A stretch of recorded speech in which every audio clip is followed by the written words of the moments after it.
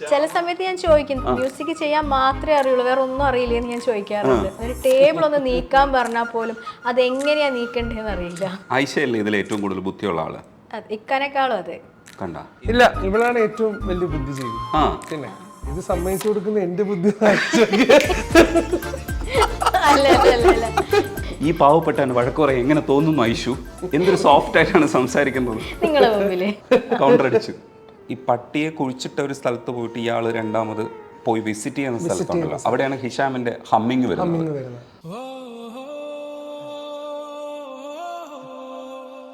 Ahmed first തന്നെ compose ചെയ്യുന്ന സമയത്ത് അഹമ്മദ് പറഞ്ഞു ഹിഷാമെ ഹമ്മിങ് എന്തായാലും വേണ്ടാന്ന് പറഞ്ഞു. കാരണം ഹമ്മിങ് വരുമ്പം ഞാൻ മ്യൂസിക് ചെയ്ത ഒരു സാധനത്തിന് ഒരു ഹമ്മിങ് ബൈ ഡീഫോൾട്ട് വരും. അപ്പം ഹിഷാമെ മൈക്ക് മാറ്റി വെച്ചോ, അത് ആ മൈക്ക് ഇല്ലാതെ സ്കോർ ചെയ്താൽ. ഈ പട്ടീന്റെയും ആ കുട്ടീന്റെ റിലേഷൻ ഉണ്ടല്ലോ, ആ റിലേഷൻഷിപ്പിലായിരുന്നു നമ്മുടെ എന്റെയും ഗ്രിപ്പിംഗ് പോയിന്റ്. അതിന്റെ വയലിൻ വായിച്ചിട്ടുള്ളത് ഗോവിന്ദ് വസന്തയാണ്. അങ്ങനെയുള്ള ഫിലിംസ് നമുക്ക് ഇനിയും വരണം മലയാളത്തിൽ. ചിലർ ഈ പാട്ട് കേട്ട കാര്യം. കഴിഞ്ഞ ആഴ്ച ഈ പാട്ട് കുറെ പാട്ടുകൾ വെച്ചിട്ട് കരയുന്നുണ്ടായിരുന്നു. രാത്രി ഭയങ്കര കരച്ചിലായിരുന്നു. ഇടയ്ക്ക് കരഞ്ഞു പറയൂ കേട്ടോ. ഇതൊക്കെ കണ്ടിട്ടാണ് ഞാൻ മ്യൂസിക്കിലേക്ക് വന്നത്. എന്നിട്ടിപ്പോ ഇതൊന്നും ചെയ്യാൻ പറ്റുന്നില്ലല്ലോ. ദർശനയ്ക്ക് ഗുണപ്പെട്ടു, ഹൃദയത്തിന് ഗുണപ്പെട്ടു, ഹിഷാമിന് ഗുണപ്പെട്ടു. ഇത് ഐഷാമായിരുന്നേ കൊള്ളായിരുന്നല്ലേ ഐഷ? അങ്ങനെ ഒരിക്കലും ചിന്തിച്ചില്ലല്ലേ?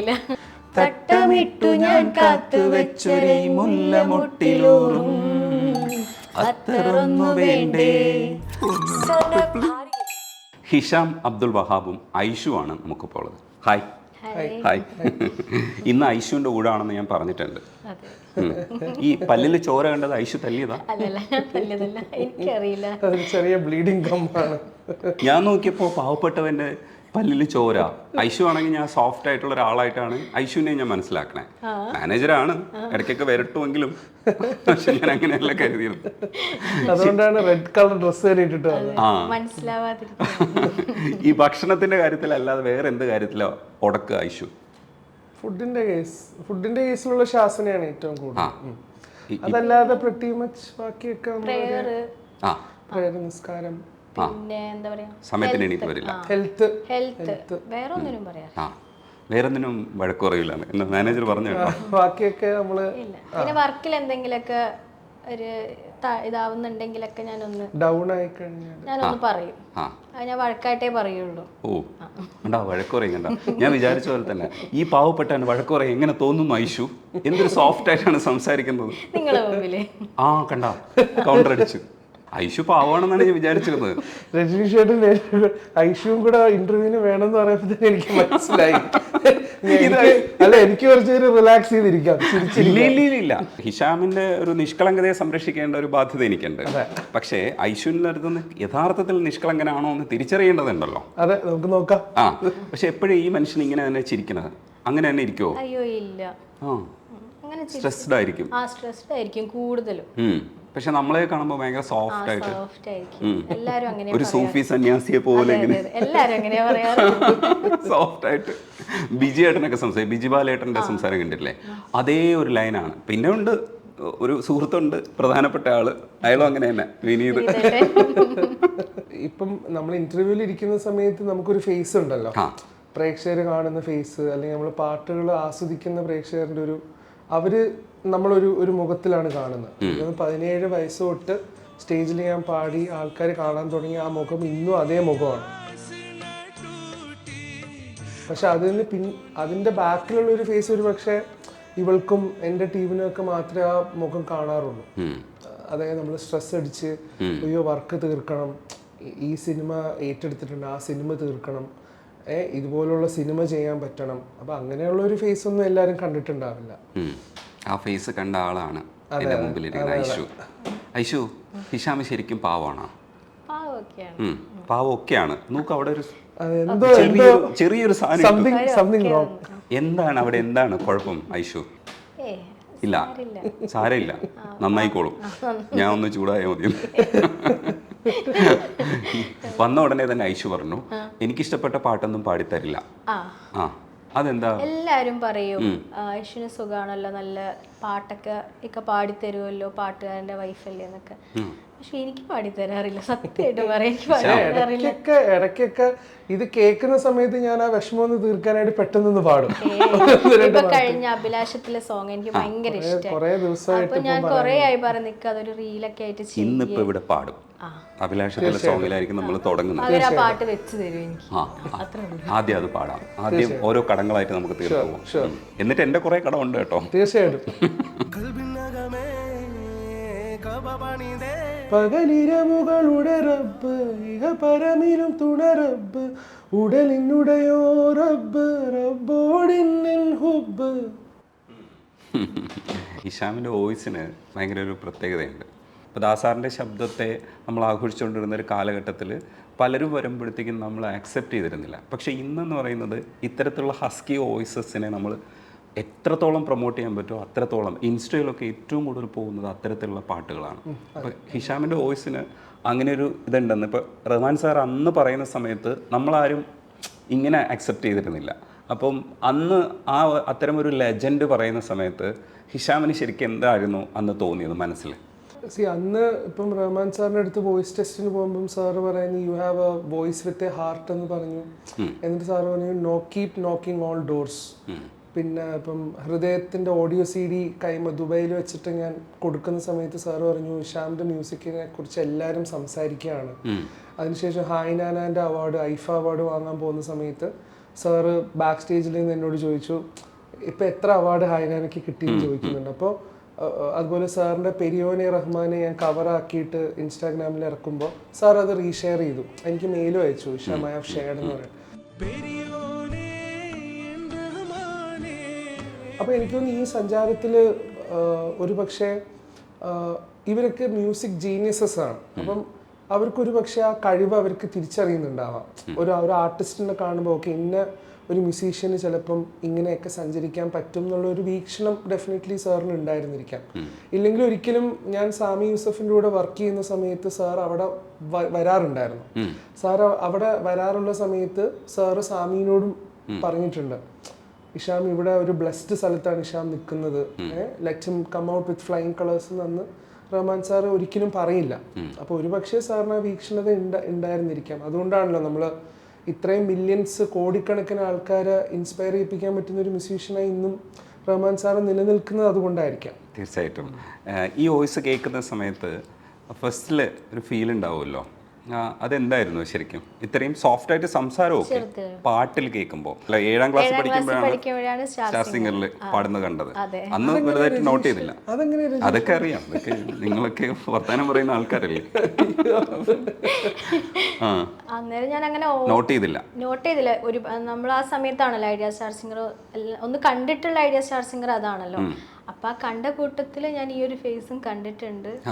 നെജിമിനെ അറിയാം, ഇക്കാനറിയാം, സന്നിച്ചേട്ടൻ, അങ്ങനെ കുറച്ച് പേരൊക്കെ അറിയായിരുന്നു. അന്ന് വോയിസ് ഒന്നും നോട്ട് ചെയ്തില്ല?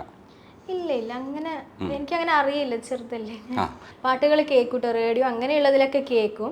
അതൊക്കെ ബൈഹാർട്ടായിട്ട് എന്താ പറയാ, അതിന്റെ മ്യൂസിക് പോലും ബൈഹാർട്ട് പഠിച്ച് അങ്ങനെയൊക്കെയാ കേൾക്കാറുള്ളത്. പാട്ട് പുസ്തകങ്ങളൊക്കെ എഴുതുകയൊക്കെ ചെയ്യുമായിരുന്നു. ചില പാട്ടൊക്കെ ഇട്ട് ഡാൻസ് തന്നെ ഡാൻസ് ചെയ്യാറുണ്ടായിരുന്നു. അങ്ങനെ എന്താ പറയാ, ഇപ്പൊ കുട്ടിയുടെ കളിയും ചിരിയൊക്കെ മാറിയല്ലേ, ഇപ്പൊ മാനേജറാണ്, ഭയങ്കര ഉത്തരവാദിത്തമുള്ള പൊസിഷനാണ്. അതുകൊണ്ട് അങ്ങനെ സംസാരിച്ചാൽ മതി. അതുകൊണ്ട് അങ്ങനെ സംസാരിച്ചാൽ മതി. അതുകൊണ്ട് പാട്ടൊക്കെ ഒരു സമയത്തൊക്കെ ഞാൻ അങ്ങനെ കേൾക്കൂല, ഇങ്ങനത്തെ ക്രെഡിറ്റ്സോ കാര്യങ്ങളോ ഒന്നും നോക്കില്ല. കല്യാണം കഴിഞ്ഞതിന് ശേഷമാണ് ക്രെഡിറ്റ്സ് നോക്കാൻ തുടങ്ങി, സിനിമയിലെ പാട്ടുകൾ കാണാൻ തുടങ്ങി. അതൊക്കെ അതിന് ശേഷം തുടങ്ങി. നമ്മുടെ മാരേജ് സമയത്താന്ന് തോന്നുന്നു വള്ളിയും തെറ്റി പുള്ളിയും തെറ്റി ഫിലിം. അപ്പൊ എനിക്ക് ഏറ്റവും ഇഷ്ടമുള്ള ഒരു പാട്ടൊക്കെ പാടിയതായിരുന്നു. അതൊക്കെ പിന്നെ ഞാൻ അറിയുന്നത്. ചാടി ഹനുമാൻ സോങ് ഉണ്ടായിരുന്നു, അരേ തൂ ചക്കർ എന്ന് പറഞ്ഞ സോങ്. അപ്പൊ ആ സോങ് റിലീസ് ആവുന്ന സമയത്താണ് നമ്മൾ പരിചയപ്പെടുന്നത്, പിന്നെ കല്യാണമൊക്കെ ഉറക്കുന്നത്. അപ്പൊ അത് കോയിൻസിഡന്റ്. റൂംമേറ്റ് ഞാൻ എപ്പോഴും ആ പാട്ടിട്ട് ഡാൻസ് കളിക്കലും അങ്ങനെയൊക്കെ ആയിരുന്നു. എന്നിട്ട് ഇതാണ് അറിയുന്നത് അയാളുടെ പാട്ടാണ്. അല്ല, അത് കഴിഞ്ഞിട്ട് കൈ കിട്ടിയല്ലോ, ഈ വോയിസിനെ കൈ കിട്ടിയല്ലോ. വേണ്ടതരം ഉപയോഗിക്കാൻ കഴിഞ്ഞില്ല, പക്ഷെ ആദ്യഘട്ടത്തിലൊക്കെ പാടുമായിരുന്നിരിക്കാം, അറിഞ്ഞുകൂടാ. പാടിയിട്ടുണ്ട്. ആദ്യമൊക്കെ കുഴപ്പമില്ല, കണ്ടാ തിരക്കായി. അപ്പൊ പണിയൊന്നുമില്ല. ഇതല്ല പണിയാണ്. ഇവിടുന്ന് പോയിട്ട് തെലുങ്കിൽ പോയി ചെയ്യണം. അതാണ് വേറെ ഭാഷ. അതെ, വീണ്ടും തെലുങ്കിലേക്ക് തന്നെ. അവിടെയാണ് കൂടുതൽ കോൺസെൻട്രേറ്റ്. എനിക്ക് തോന്നുന്നു തെലുങ്ക് കുറച്ചുകൂടെ ഫോക്കസ് ചെയ്യുന്നുണ്ടല്ലേ. നല്ല സ്റ്റോറീസും നല്ല പ്രോജക്ട്സും തെലുഗുവിൽ നിന്ന് വരുന്നുണ്ട്, തമിഴിൽ നിന്നും വരുന്നുണ്ട്. മലയാളത്തിൽ കുറച്ചും കൂടെ ഞാൻ സെലക്റ്റീവ് ആണ് ചേട്ടാ. കാരണം എന്താ വെച്ചാൽ ഇവിടെ ഇപ്പം സംസാരിക്കുന്ന വിഷയങ്ങളും ഇവിടെ എക്സ്പ്ലോർ ചെയ്യുന്ന സിനിമ ഒക്കെ കുറച്ച് ഡിഫറെന്റാ. ഒരു റെവല്യൂഷൻ നടക്കുന്നുണ്ടല്ലോ. എനിക്കൊന്ന് ആ റെവല്യൂഷൻ്റെ ഒരു ഭാഗമാണ് കേരള ക്രൈം ഫയൽസ് സീസൺ 2. അപ്പോൾ അതിൽ വർക്ക് ചെയ്തത് കൊണ്ടാവാം ഒരു പക്ഷേ ഇപ്പോൾ ഇത്രയും ഫീഡ്ബാക്ക് വരുന്നത്. കാരണം ലവ് സോങ്സും ഫാമിലി ഡ്രാമ ഫിലിംസ് ഒക്കെ മുഴുനീളം കുറച്ച് ചെയ്തിട്ടുണ്ടല്ലോ. ഇനി കുറച്ചൊന്ന് സെലക്റ്റീവ് ആയിട്ടാണ് ഇനി മലയാളത്തിലൊന്ന് പടങ്ങൾ എടുക്കുക. ഈ തെലുങ്കിലേക്ക് പോകുന്നതിന് മുമ്പ് കേരള ക്രൈം ഫയൽസിന്റെ സെക്കൻഡ് ഞാൻ ഒറ്റ അടിക്കാണ് കണ്ടത്. എന്ന് വെച്ചാൽ തുടങ്ങി കഴിഞ്ഞ് പിന്നെ നിർത്താൻ പറ്റിയിട്ടില്ല, ഫുള്ള് കണ്ട് തീർത്തു. അതിൽ എനിക്ക് 2 സീന് ഭയങ്കരമായിട്ട് പെരുത്തു. ആ പാമ്പിന്റെ ഇൻസിഡന്റ് ഉണ്ടാവുന്ന സമയത്ത് ഈ കൊച്ചു ഓടി പോകുന്നില്ലേ, അപ്പം ഞാൻ വിചാരിച്ചു ഹിഷാം അടിപൊളിയായിട്ട് ചെയ്തിട്ടുണ്ടെന്നുള്ള ഒരു സ്പേസിലില്ലേ, എനിക്ക് വല്ലാണ്ടൊരു സാധനമായി. എന്നിട്ട് അവിടെ പോയിട്ട് ആ സീൻസ് ഒക്കെ ഉണ്ടല്ലോ, പിന്നെ ഭയങ്കരമായിട്ട് ഇൻവോൾവഡ് ആണ് അതിനകത്ത് ആ സമയത്തൊക്കെ. ഇല്ലെങ്കിൽ ഇൻവോൾവഡ് ആണ്, ക്യൂരിയോസിറ്റി. രണ്ടാമത്തേന്ന് പറഞ്ഞാൽ ഈ പട്ടിയെ കുഴിച്ചിട്ട ഒരു സ്ഥലത്ത് പോയിട്ട് ഇയാൾ രണ്ടാമത് പോയി വിസിറ്റ് ചെയ്യുന്ന സ്ഥലത്തുണ്ടല്ലോ, അവിടെയാണ് ഹിഷാമിന്റെ ഹമ്മിങ് വരുന്നത്.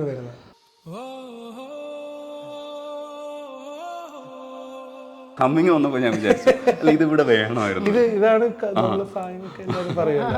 ഹമ്മിങ് ഫസ്റ്റ് ആക്ച്വലി ഭയങ്കര രസമുള്ളത്. അഹമ്മദ് ഫസ്റ്റ് തന്നെ കമ്പോസ് ചെയ്യുന്ന സമയത്ത് അഹമ്മദ് പറഞ്ഞു ഹിഷാമെ ഹമ്മിങ് എന്തായാലും വേണ്ടാന്ന് പറഞ്ഞു. കാരണം ഹമ്മിങ് വരുമ്പം ഞാൻ മ്യൂസിക് ചെയ്ത ഒരു സാധനത്തിന് ഒരു ഹമ്മിങ് ബൈ ഡീഫോൾട്ട് വരും. അപ്പം ഹിഷാമെ മൈക്ക് മാറ്റി വെച്ചോ, അത് ആ മൈക്ക് ഇല്ലാതെ സ്കോർ ചെയ്താൽ. എന്നിട്ട് അഹമ്മദ് തന്നെയാണ് ഞാൻ ഇല്ലാത്ത സമയത്ത് മിക്സിംഗ് സ്റ്റുഡിയോയിൽ ഫസൽ ഖാൻ്റെ കൂടെ ഇരുന്നിട്ട് ആ ഹമ്മിങ് കൊണ്ടിട്ടത്. അപ്പൊ അഹമ്മദിനാണ് ആ ക്രെഡിറ്റ് ആ ഹമ്മിങ് അവിടെ വെക്കാൻ. പക്ഷെ ഈ ചേട്ടൻ പറഞ്ഞ പോലെ ഈ പട്ടീൻ്റെയും ആ കുട്ടീൻ്റെ റിലേഷൻ ഉണ്ടല്ലോ, ആ റിലേഷൻഷിപ്പിലായിരുന്നു നമ്മുടെ എൻ്റെയും ഗ്രിപ്പിംഗ് പോയിന്റ്. കാരണം അവിടെ ഇമോഷണൽ കണക്ഷൻ സ്ട്രോങ് ആയാൽ മാത്രമാണ് അവിടെ നിന്ന് അങ്ങോട്ടുള്ള ഒരു ഹാങ് ഓവർ ജസ്റ്റിഫൈ ചെയ്യാൻ പറ്റുള്ളൂ. അപ്പൊ ആ ഒരു ഏരിയയിൽ നമ്മൾ ശരിക്കും ആലോചിച്ചിട്ട് തന്നെ കമ്പോസ് ചെയ്തത്. ഇൻഫാക്ട് അതിന്റെ വയലിൻ വായിച്ചിട്ടുള്ളത് ഗോവിന്ദ് വസന്തയാണ്.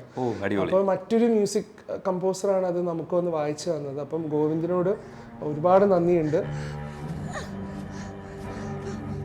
പുള്ളീൻ്റെ തിരക്കുകളുടെ ഇടയിലാണ് വന്നിട്ട് ഈ പീസ് എനിക്ക് നമുക്കൊരു ആഗ്രഹമായിരുന്നു, ആ ഒരു പീസെങ്കിലും ഒന്ന് ഗോവിന്ദ് വായിച്ചു തരണം എന്നുള്ളത്. അത് കേട്ട ആക്ച്വലി ഗോവിന്ദിന്റെ ഹാർഡ് കോർ ഫാൻസിന് മനസ്സിലാവും അത് ആ പീസ് ഗോവിന്ദാണ് വായിച്ചിട്ടുള്ളത്. അത് പുതിയ വിവരമാണ്, ഭയങ്കര രസമുള്ള സാധനമാണ്. ഈ ക്യൂരിയോസിറ്റി ആദ്യം മുതൽ തന്നെ ബിൽഡ് ചെയ്യുന്നുണ്ട്. അപ്പം പല സ്ഥലത്തും ഇപ്പം നമുക്ക് ഈ അന്വേഷണം ആയതുകൊണ്ട് തന്നെ എവിടെയെങ്കിലുമൊക്കെ ലാഗ് ചെയ്യുമെന്ന് നമുക്ക് തോന്നും. അപ്പോൾ ഒരു സ്റ്റോറി കണ്ടു തുടങ്ങുമ്പോൾ തന്നെ ഇതിലെവിടെയായിരിക്കും ലാഗ് ചെയ്യുന്നത് എന്ന് നമ്മൾ ആലോചിക്കാറുണ്ട്. കാരണം ക്രിയേഷൻ്റെ ഭാഗത്ത് നിൽക്കുന്ന നമ്മളൊക്കെ അങ്ങനെ പക്ഷെ ഒരു സ്ഥലത്തും ലാഗ് ചെയ്യാതെ അത് കൊണ്ടുപോയി. അപ്പം ഞാനത് ശ്രദ്ധിക്കുന്നത് സ്കോറിങ് അങ്ങനെ കൃത്യമായി ശ്രദ്ധിച്ചിരിക്കുകയല്ല ഞാൻ ചെയ്യുന്നത്. പൊക്കോണ്ടിരിക്കുന്നത് ഇടയ്ക്കിടയ്ക്ക്. പക്ഷേ ഞാൻ സ്കോറിങ്ങിലേക്ക് വരുന്നുണ്ടായിരുന്നു. കാരണം എന്ന് വെച്ചാൽ 20 മിനിറ്റ്സും 30 മിനിറ്റ്സും ഒക്കെ ഉണ്ടല്ലോ ഇതിന്റെ ഭാഗങ്ങൾ. അപ്പം ഇടയ്ക്കെങ്കിലും നമ്മൾ എപ്പോഴെങ്കിലും ആലോചിക്കും, കാരണം ഇതെന്താ സംഭവിച്ചുകൊണ്ടിരിക്കുന്നത് നമ്മൾ ആലോചിക്കുമല്ലോ, ഇത് എവിടെ നിന്ന് തുടങ്ങിയതാ, നമ്മൾ എങ്ങോട്ടാ പൊക്കോണ്ടിരിക്കുന്നത്. പക്ഷെ എനിക്ക് അധികം ചിന്തയില്ല. കാരണം എന്ന് വെച്ചാൽ ഞാൻ തുടങ്ങിയിട്ട് നിർത്തിയിട്ടില്ലല്ലോ, ഫുൾ ഒറ്റ സ്ട്രെച്ചിൽ കണ്ടു തീർത്തതാ. തുടങ്ങി ഫുൾ സ്ട്രെച്ചിൽ കണ്ട് ഇടയ്ക്കൊന്ന് അടുക്കളയിൽ പോയി, അത്രേ ചെയ്തിട്ടുള്ളൂ, വേറൊന്നും ചെയ്തിട്ടില്ല. ആ കസേരയിൽ തന്നെ ഇരുന്നു എന്നുള്ളതാണ്. 1-2 സ്ഥലങ്ങൾ റീവാച്ച് ചെയ്തപ്പോഴേ എനിക്ക് മനസ്സിലായി മ്യൂസിക് നല്ല രസമായിട്ട് പോകുന്നുണ്ട്. ആ സമയത്ത് പക്ഷേ ഞാൻ ശ്രദ്ധിച്ചില്ല എന്നുള്ളത് ഞാൻ നോട്ട് ചെയ്തു. കാരണം അതാണ് അതിന്റെ ബ്ലെൻഡിങ് എന്ന് പറയുന്നത്, നല്ല രസമായിട്ട് വന്നിട്ടുണ്ട്. എനിക്ക് തോന്നുന്നു ഭയങ്കര നല്ല അപ്രീസിയേഷൻ ആണ് അവർ ഈ സ്കോറിന് ഇപ്പോൾ വരുന്നത്. സ്കോറിന് മാത്രമല്ല, ഇതിന്റെ സ്ക്രീൻ പ്ലേ, ബാഹുൽ എഴുതിയിട്ടുള്ള screenplay, direction Ahmed, DOP Jithin, editor Mahesh ഏട്ടൻ, ഫൈനൽ മിക്സിംഗ് ഫസലെ ബക്കർ. അപ്പോൾ എല്ലാം ഭയങ്കര എക്സ്പീരിയൻസ്ഡ് ആയിട്ടുള്ള ടെക്നീഷ്യൻസ് ഒരുമിച്ച് വന്ന് വർക്ക് ചെയ്യുന്ന ഒരു സാധനമാണ്. അപ്പോൾ എല്ലാവർക്കും ഒറ്റ ഔട്ട്പുട്ടായിരുന്നു. ഒരു ഇന്റർനാഷണൽ ലെവലിലുള്ള ഒരു പരിപാടി നമുക്ക് മലയാളത്തിൽ കൊണ്ടുവരണം. പിന്നെ ഇത് സെക്കൻഡ് സീസൺ ആയതുകൊണ്ട് നമുക്ക് നല്ല ലെവറേജാണ്. കാരണം ഓൾറെഡി ഒരു ഓഡിയൻസ് ബിൽഡ് ചെയ്തൊരു ഓഡിയൻസ് റെഡിയാണ് വാച്ച് ചെയ്യാനായിട്ട്.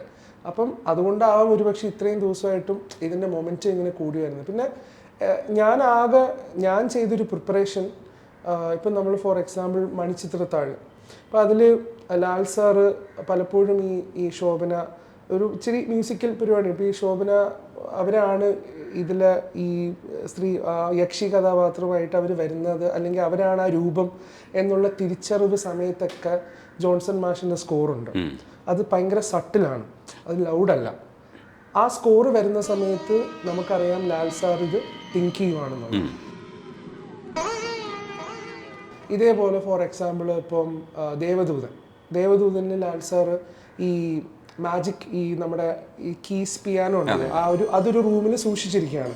അപ്പോൾ ആ 7 ബെൽസിൻ്റെ അവിടെ വന്ന് നിൽക്കുമ്പം വെറും കാറ്റും ഈ സാധനം പല തവണയും ഇതൊരു മോട്ടിഫ് എന്നാണ് നമ്മൾ ഇംഗ്ലീഷിൽ പറയുന്നത്. അപ്പോൾ ആ ഒരു തീം പല തവണയും വരും. അത് വരുന്ന സമയത്ത് നമുക്ക് ഭീതി വരും. എന്താണ് നടൻ ആലോചിക്കുന്നത്? ഈ സാധനമാണ് നമ്മൾ KCF 2-ലും ഞാൻ പ്ലാൻ ചെയ്തിട്ടുള്ളത്. ഈ അർജുൻ രാധാകൃഷ്ണൻ്റെ ക്യാരക്ടർ, ഈ CI നോബിൾ എന്ന് പറയുന്ന ക്യാരക്ടർ ആലോചിക്കുമ്പം ഈ മ്യൂസിക് ഇങ്ങനെ വന്നുകൊണ്ടേയിരിക്കും. അപ്പോൾ അത് ഏറ്റവും ലാസ്റ്റ് ഈ നടനും വില്ലനും അവർ ചിരിക്കുന്ന ഒരു നിമിഷം ഉണ്ടല്ലോ, ഈ പട്ടികളൊക്കെ വന്ന് വാലാട്ടി നിൽക്കുന്ന ഒരു സീനുണ്ടല്ലോ, അവിടെ ഇതിൻ്റെ ഏറ്റവും മൂർത്ത അവസ്ഥയാണ് സ്കോറിൽ വരുന്നത്. അപ്പം ഡെഫിനറ്റ്ലി ഞാൻ എന്തെങ്കിലുമൊക്കെ ഇതിൽ ഇംപ്ലിമെൻറ്റ് ചെയ്തിട്ടുണ്ടെങ്കിൽ നമ്മുടെ ഗ്രേറ്റ്സ്, നമ്മുടെ മലയാളത്തിലെയും ഇംഗ്ലീഷ് കമ്പോസേഴ്സിൻ്റെയും ഗ്രേറ്റ്സ് ജീനിയസസ് അവർ സ്കോർ ചെയ്ത് വെച്ചതിൻ്റെ ഒരു ഹോംവർക്കിൻ്റെ പുറത്താണ് ഇതിൽ മ്യൂസിക് ചെയ്തിട്ടുള്ളത്. കണ്ട എലിമ അവസാനം ഇത്രയും ബുദ്ധിജീവി കാര്യങ്ങളൊക്കെ പറഞ്ഞിട്ട് അവസാനം എന്തോ ഐഷു പോലും ഇങ്ങനെ ശ്രദ്ധിച്ചിരിപ്പുണ്ട്. ഇതൊക്കെ ഉണ്ടായിരുന്നില്ലേ ഈ തലക്കകത്ത്? അല്ല, ഇങ്ങനെയൊക്കെയാണ് കൂടുതലും അവരുടെ ഇതൊക്കെയാ കാണാറിക്ക. ഇപ്പോഴും കേൾക്കാറാണെങ്കിലും രാത്രി പാട്ടുകൾ വെക്കാറാണെങ്കിലും പഴയ കാലത്തുള്ള പാട്ടുകളെ കൂടുതലും വെക്കുക. റഹ്മാന്റെ ആണെങ്കിലും അല്ലാതെ ആണെങ്കിലും ഒക്കെ പഴയതാ. ഒരു സമാധാനമുള്ള പാട്ടുകളൊക്കെയാണ് കേൾക്കാം. പക്ഷേ എന്നെയൊക്കെ അപ്പോഴും അത്ഭുതപ്പെടുത്തുന്ന ദേവദൂതൻ പോലുള്ള ഒരു സിനിമ എൻ്റെ ലൈഫിൽ ഭയങ്കര, ഞാൻ എപ്പോഴും പറയാറുള്ള കാറി വരുന്ന സമയത്ത് പഴയൊരു പാട്ട് വന്നപ്പോ പറഞ്ഞു ഇതൊക്കെയാണ് ഐഷു പാട്ടൊക്കെ. ദാസേട്ടൻ്റെ ഏതോ ഒരു പാട്ട്, ദാസേട്ടനും ചിത്രചേച്ചിൻ്റെ ഒരു ഡുവറ്റ് സോങ്, ഏത് സോങ് ആയിരുന്നു എനിക്കൊന്ന്, പൊന്നാമ്പൽ. അപ്പം ആ ട്രാക്കൊക്കെ കേൾക്കുന്ന സമയത്ത് ഉള്ളിൽ ഇങ്ങനെ വിതുമ്പുവാണ്. എപ്പോഴാണ് ഇങ്ങനെയുള്ള ട്രാക്സ് ഒക്കെ, അതൊരു കാലഘട്ടമായിരുന്നല്ലോ. ഇടയ്ക്ക് കരഞ്ഞു പറയൂ കേട്ടോ, ഇതൊക്കെ കണ്ടിട്ടാണ് ഞാൻ മ്യൂസിക്കിലേക്ക് വന്നത്, എന്നിട്ടിപ്പോ ഇതൊന്നും ചെയ്യാൻ പറ്റുന്നില്ലല്ലോ. അങ്ങനെയുള്ള സബ്ജക്റ്റുകൾ ഭയങ്കര കുറവാണല്ലോ. പാവ മനുഷ്യനല്ലേ. പക്ഷെ ഇവിടെ വന്നിരുന്ന ഈ വർത്താനം പറയുമ്പോഴത്തേക്ക് ഈ മനുഷ്യൻ ഇങ്ങനെയൊക്കെയാണെന്നുള്ള, ഇങ്ങനെയൊക്കെ വർത്താനം പറയുമോ? ഐശ്വര്യയുടെ അടുത്ത് അങ്ങനെ പറയുമോ? ഇങ്ങനെയൊക്കെ പറയാം, ഇടയ്ക്കൊക്കെ ബുദ്ധിജീവി സംസാരമൊക്കെ സംസാരിക്കും. അപ്പൊ ഐശ്വര്യന് മനസ്സിലായില്ലെങ്കിലും എന്ന് പറഞ്ഞ് കേട്ടിരിക്കും. സത്യമാണോ? കൂടുതലും കമ്മ്യൂണിക്കേഷൻ ഐശ്വര്യന്റെ അടുത്ത് നടത്താറുണ്ടല്ലേ? അവള് പാർട്ടാണ് നമ്മുടെ വർക്കിൽ. ഇപ്പം നമ്മുടെ അസിസ്റ്റൻസ് ആണെങ്കിലും ഇവളാണെങ്കിലും മ്യൂസീഷ്യൻസ് ആണെങ്കിലും എല്ലാം ഒരു സോണിലാണ് നമ്മുടെ വർക്ക് സ്പേസ് ഒക്കെ. വീട്ടിൽ തന്നെയാണ് വർക്ക് സ്പേസ്. അപ്പോൾ വന്നിട്ട് അപ്പം ഇവള് എപ്പോഴും ആ ഡിസ്കഷന്റെ ഭാഗമാകും. ഇനി തിരക്കിൽ പെട്ടുപോകുന്ന സമയത്ത് ചില നേരത്തെ ഒരു കമ്മ്യൂണിക്കേഷൻ ഇഷ്യൂ വരാറുണ്ട്. പക്ഷെ ഞാൻ I will make an effort, എങ്ങനെയെങ്കിലും ഒന്ന് അവളെ അപ്ഡേറ്റ് ചെയ്ത് ഇതൊക്കെയാണ് സംഭവിക്കുന്നത് എന്നുള്ള അപ്ഡേഷൻ ഞാൻ എപ്പോഴും കൊടുക്കാറുണ്ട്. ചില നേരത്തെ അവൾക്ക് ഫോളോ അപ്പ് ചെയ്യാൻ പറ്റില്ല, അവൾക്ക് അവളുടേതായിട്ടുള്ള തിരക്കും കാര്യങ്ങളൊക്കെ ഉണ്ടാവും. അപ്പം ആ സമയത്ത് ഞാൻ ചിലപ്പം ഒരു ഫിലിമിൻ്റെ വർക്കിൻ്റെ ഏറ്റവും അവസാന ഘട്ടത്തിലൊക്കെ ആയിരിക്കും. ആ സമയത്ത് ഒരു കമ്മ്യൂണിക്കേഷൻ ഗ്യാപ്പ് വരും. ഇല്ലെങ്കിൽ ഷീസ് ഓൾറെഡി നമ്മുടെ സെയിം പേജിലായിരിക്കും. നമ്മൾ ഈ ഡിസ്കഷൻ എപ്പോഴും വരാറുണ്ട്. ഇനി നെക്സ്റ്റ് ഇപ്പോൾ നമ്മൾ കമ്മിറ്റ് ചെയ്യുന്ന പടം, ഈ സിനിമ എങ്ങനെയാണ്, നമ്മളെ എങ്ങനെയായിരിക്കും പൊസിഷൻ ചെയ്യാൻ പോകുന്നത്, ഈ ഒരു പ്രോജക്റ്റ് നമ്മൾ എടുക്കണോ, ഇത് നമുക്ക് ഹാംഫുൾ ആണോ? ചില സിനിമയൊക്കെ നമുക്ക് വലിയ പരിക്കൊന്നും തരൂല, കരിയർ വൈസ് നമുക്കൊരു അങ്ങനെ ഒരു പ്രശ്നം തരൂല. നല്ല സോങ്സ് നമുക്ക് ചെയ്തു കൊടുക്കാൻ പറ്റും, അതിൽ നമ്മളൊന്നും പ്രതീക്ഷിക്കരുത് കരിയർ വൈസ്. അപ്പോൾ അതൊക്കെ നമ്മൾ സംസാരിക്കും. ചില നേരത്തെ എൻ്റെ ജഡ്ജ്മെൻറ്റ് ചിലപ്പം റോങ് ആയിരിക്കും, പക്ഷേ ഐഷ ചിലപ്പോൾ അതൊന്ന് ഓൺ പ്ലേസ് ആക്കും, ഒന്ന് ചാനലൈസ് ചെയ്യും. ബുദ്ധിജീവി, ശരിക്കുള്ള ബുദ്ധിജീവി ഐഷയാണല്ലേ? ബുദ്ധിജീവിയാണ്, ഇല്ലെങ്കിൽ എന്നെ കല്യാണം കഴിക്കില്ലല്ലോ. അതാണ് കണ്ട, അത് ബുദ്ധിപരമായ ഒരു തീരുമാനം. പക്ഷെ ബുദ്ധിയുണ്ട് കേട്ടോ, തീരുമാനങ്ങളൊക്കെ എടുക്കുന്ന ഐഷയാണ് അല്ലേ? അതെ അതെ, എന്ത് വർക്കിന്റെ ആണെങ്കിലും ഇപ്പൊ എല്ലാം ഡിസ്കസ് ചെയ്തിട്ടേ ഓക്കെ പറയാറുള്ളൂ. ഐശ്വര്യ അടുത്ത് നിന്നൊരു എസ് കിട്ടിയാലേ ഞാൻ ചിലത് നോ പറയുകയാണെങ്കിൽ ഇക്കത് നോ ആയിട്ട് തന്നെ അവരോട് പറയാറ്. അതിനൊക്കെയുള്ള പിന്തുണ, ബാക്ക് ബോൺ എന്ന് പറയുന്നത്. അപ്പൊ ഇതുവഴി എല്ലാം ചിന്തിച്ചിട്ടേ പറയുള്ളൂ, വെറുതെ നോ പറയില്ല. ഇക്കാക്കൊരു ബുദ്ധിമുട്ടാവരുതെന്ന് ഓർത്തിട്ടായിരിക്കും നോ പറയുന്നത്. എസ് ആണെങ്കിലും അതിന്റെ പോസിറ്റീവ് സൈഡ് എല്ലാം നോക്കി ഒരു തീരുമാനം എടുക്കും. കാരണം നമ്മൾ ചില നേരത്ത് മ്യൂസിക്കലി നമ്മൾ ഇമോഷണലി ആയിരിക്കും എല്ലാ ഡിസിഷനും എടുക്കുന്നത്. ചില നേരത്തെ ഒരു റോ ആയിട്ട് ഒരാൾ അൺഅപ്പോളജറ്റിക് ആയിട്ടൊരു ഡിസിഷൻ ചിലപ്പം ഇവളുടെ സൈഡിൽ നിന്നായിരിക്കും വരിക.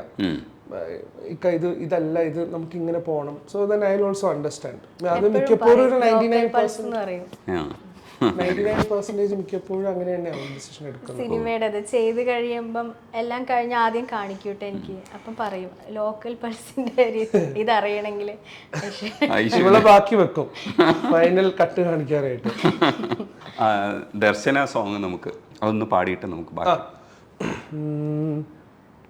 നീ പോകും വഴിയിൽ വരം കാത്തു നിന്നു, ഒരു നോക്കു നൽകാതകന്നു നീ, ഓർക്കുന്ന നേരം കനലാണു നെഞ്ചിൽ, മറുവാക്ക് ചൊല്ലാത്തതിൻ്റെ, ഏതൊരാഴത്തിൽ മൂടി വെച്ചാലും അഴകേ, മനസ്സു തേടിയെത്തുന്നു നിന്റെ ഈ പുഞ്ചിരി, നീയാമഴലായി നിറന കാത്തു ഞാൻ ദർശന, സർവം സദാ നിൻ സൗരഭം ദർശന, എൻ ജീവന സായുജ്യം ദർശന, സ്നേഹാമൃതം എന്നിലേറു ദർശന. ദർശനയ്ക്ക് ഗുണപ്പെട്ടു, ഹൃദയത്തിന് ഗുണപ്പെട്ടു, ഹിഷാമിന് ഗുണപ്പെട്ടു. ഇത് ഐഷാമായിരുന്നേ കൊള്ളായിരുന്നല്ലേ? ഐഷ അങ്ങനെ ഒരിക്കലും ചിന്തിച്ചില്ലല്ലേ? ദർശനാന്ന് മതി. എല്ലാവർക്കും ഗുണപ്പെട്ടൊരു പടമാണ്. ഒരുപക്ഷെ മലയാള സിനിമയ്ക്ക് ഗുണപ്പെട്ടൊരു പടമാണ്. ആ സമയത്തൊരു ലിഫ്റ്റിംഗ് വേണമായിരുന്നു, കൊറോണ കഴിഞ്ഞിട്ടുള്ളൊരു ടൈം. അപ്പോൾ അതൊരു ഹാപ്പി മൊമെന്റ് ആയിരുന്നു. ഞാൻ ഹിഷാമിനെ ആദ്യം കാണുന്നതും ആ സിനിമ എൻ്റെ FDFS കഴിഞ്ഞപ്പോഴാണ് കാണുന്നത്. അപ്പോൾ ഭയങ്കര ഒരു സന്തോഷമുള്ളൊരു മൊമെൻറ്റിലാണ് നമ്മൾ കണ്ടുമുട്ടിയത്. ഒരുപക്ഷെ ഞങ്ങളുടെ ഹൃദയം കിട്ടുക എന്ന് പറയുന്നത് വലിയൊരു സ്പേസ് ആയിരുന്നു. അത് വിനീതിനോട് ചോദിക്കുമ്പോൾ തന്നെ വിനീതും അത് ഇമോഷണലായിട്ടാണ് ഹിഷാമിനെ അന്ന് കണ്ടതിനെ കുറിച്ചൊക്കെ പറയുന്നത്. അത് തന്നെയല്ലേ ശരിക്കൊരു ബ്രേക്ക്? ഹിഷാമിന് എൻ്റെ അടുത്ത സിനിമയ്ക്ക് മ്യൂസിക് ചെയ്യാൻ പറ്റുമെന്ന് വെച്ചു. ഒറ്റ കരച്ചിലായിരുന്നു. തീർച്ചയായിട്ടും നിസ്സംശയം പറയാം ചേട്ടാ. ഒരു പക്ഷെ അതിന് മുമ്പ് കുറെ കഷ്ടപ്പെട്ടിട്ടുണ്ട് നമ്മൾ. ഈ പ്രിപ്പറേഷൻ എന്ന് വേണമെങ്കിൽ പറയില്ലേ. ഇപ്പം ഞാൻ എപ്പോഴും ഐഷുവിനോട് പറയും, നമ്മൾ ഇനി അടുത്ത ആഗ്രഹിക്കുന്ന ഒരു സിനിമയിലേക്ക് എത്താൻ, അല്ലെങ്കിൽ അടുത്തൊരു പ്രോജക്റ്റിലേക്ക് എത്താൻ, അല്ലെങ്കിൽ നമുക്ക് ഇന്നതൊക്കെ ചെയ്യണം എന്ന് ആഗ്രഹിക്കുന്ന ഒരു പ്രോജക്റ്റിലേക്ക് എത്താൻ ചിലപ്പോൾ ഒരു 2-3 ഇയേഴ്സ് വെയിറ്റ് ചെയ്യണം. അത് ചിലപ്പോൾ ഉടനെ സംഭവിക്കില്ല. പക്ഷെ അതിൻ്റെ ഇടയിൽ നമ്മൾ ചെയ്യുന്ന സിനിമകൾ നമ്മുടെ പ്രിപ്പറേഷനാണ്. അപ്പം എനിക്ക് ഹൃദയം എന്ന് പറയുന്നത് ഒരു പ്രിപ്പറേഷൻ. അതിന് മുമ്പ് ഞാൻ ചെയ്ത സിനിമകളൊക്കെ അതിലേക്ക് എത്താനുള്ളൊരു പ്രിപ്പറേഷനായിട്ടാണ് ഞാൻ കാണുന്നത്. പക്ഷെ തികച്ചും ഹൃദയമാണ്. എന്താ പറയുക, അത്രയും വൈഡ് സ്പ്രെഡ് ആയിട്ടുള്ള ഒരു അക്ലെയിം വരിക, എന്നെ തേടി അവാർഡുകൾ വരിക, മറ്റ് ഭാഷകളിൽ നിന്ന് അവസരങ്ങൾ വരിക, നമ്മുടെ കൂടെ വർക്ക് ചെയ്യണം എന്ന് ആഗ്രഹിച്ച് കുറേ കുട്ടികൾ വരിക. അപ്പം ഇതൊക്കെ എനിക്ക് തോന്നുന്നു ആ സിനിമ കൊണ്ട് മാത്രം സംഭവിച്ചാണ്. അതിലൊക്കെ ഉപരി കുറേ നല്ല പാട്ടുകൾ മലയാളത്തിലേക്ക് നമുക്ക് സമ്മാനിക്കാൻ പറ്റുക എന്നൊരു വലിയൊരു കാര്യമാണ്. അപ്പോൾ അത് കാരണം എനിക്കിപ്പം മലയാളത്തിൽ ഞാൻ ചെയ്ത പാട്ടുകൾ എടുത്ത് നോക്കുമ്പോൾ എപ്പോഴും ഹൃദയം എനിക്ക് ഏറ്റവും നെഞ്ചോട് ചേർത്ത് പറയാൻ പറ്റുന്നതാണ്. ഒന്ന് കൈതപ്രം തിരുമേനി എഴുതിയ ലിറിക്സ്, ഒരുപാട് സിംഗേഴ്സിൻ്റെ കൂടെ വർക്ക് ചെയ്യാൻ പറ്റുക, ഉണ്ണിമേനോൻ സാറോട്ട്, ചിത്ര ചേച്ചി, ശ്രീനിവാസ് സാർ, അങ്ങനെ കുറേ അധികം സിംഗേഴ്സിൻ്റെ കൂടെ വർക്ക് ചെയ്യാൻ പറ്റുക. അപ്പോൾ അതൊക്കെ ഒരു വലിയ ഭാഗ്യമായിട്ടാണ് കാണുന്നത്. കാരണം ഞാൻ ഇന്നോ നാളെയോ ഇവിടുന്ന് മരണപ്പെട്ടു പോയാലും, ഞാൻ ഈ ലോകം വിട്ടു പോയാലും, ഈ ഹൃദയം എന്ന് പറഞ്ഞ ആൽബം എന്നെന്നും നിലനിൽക്കും. അതിൻ്റെ ഓഡിയോ കാസറ്റും അതിൻ്റെ CD-യും അതിൻ്റെ ഗാനങ്ങൾ എന്നെന്നും നിലനിൽക്കും. അപ്പോൾ അത് വരും തലമുറയ്ക്ക് അതൊരു എപ്പോഴും ഒരു ഇൻസ്പിറേഷൻ ആയിരിക്കും. അതാണ് ഞാൻ എപ്പോഴും നോക്കിക്കാണുന്നത്. ഐഷുവിൻ്റെ വോയിസ് ഉണ്ടായിരുന്നില്ല അതിനകത്ത്.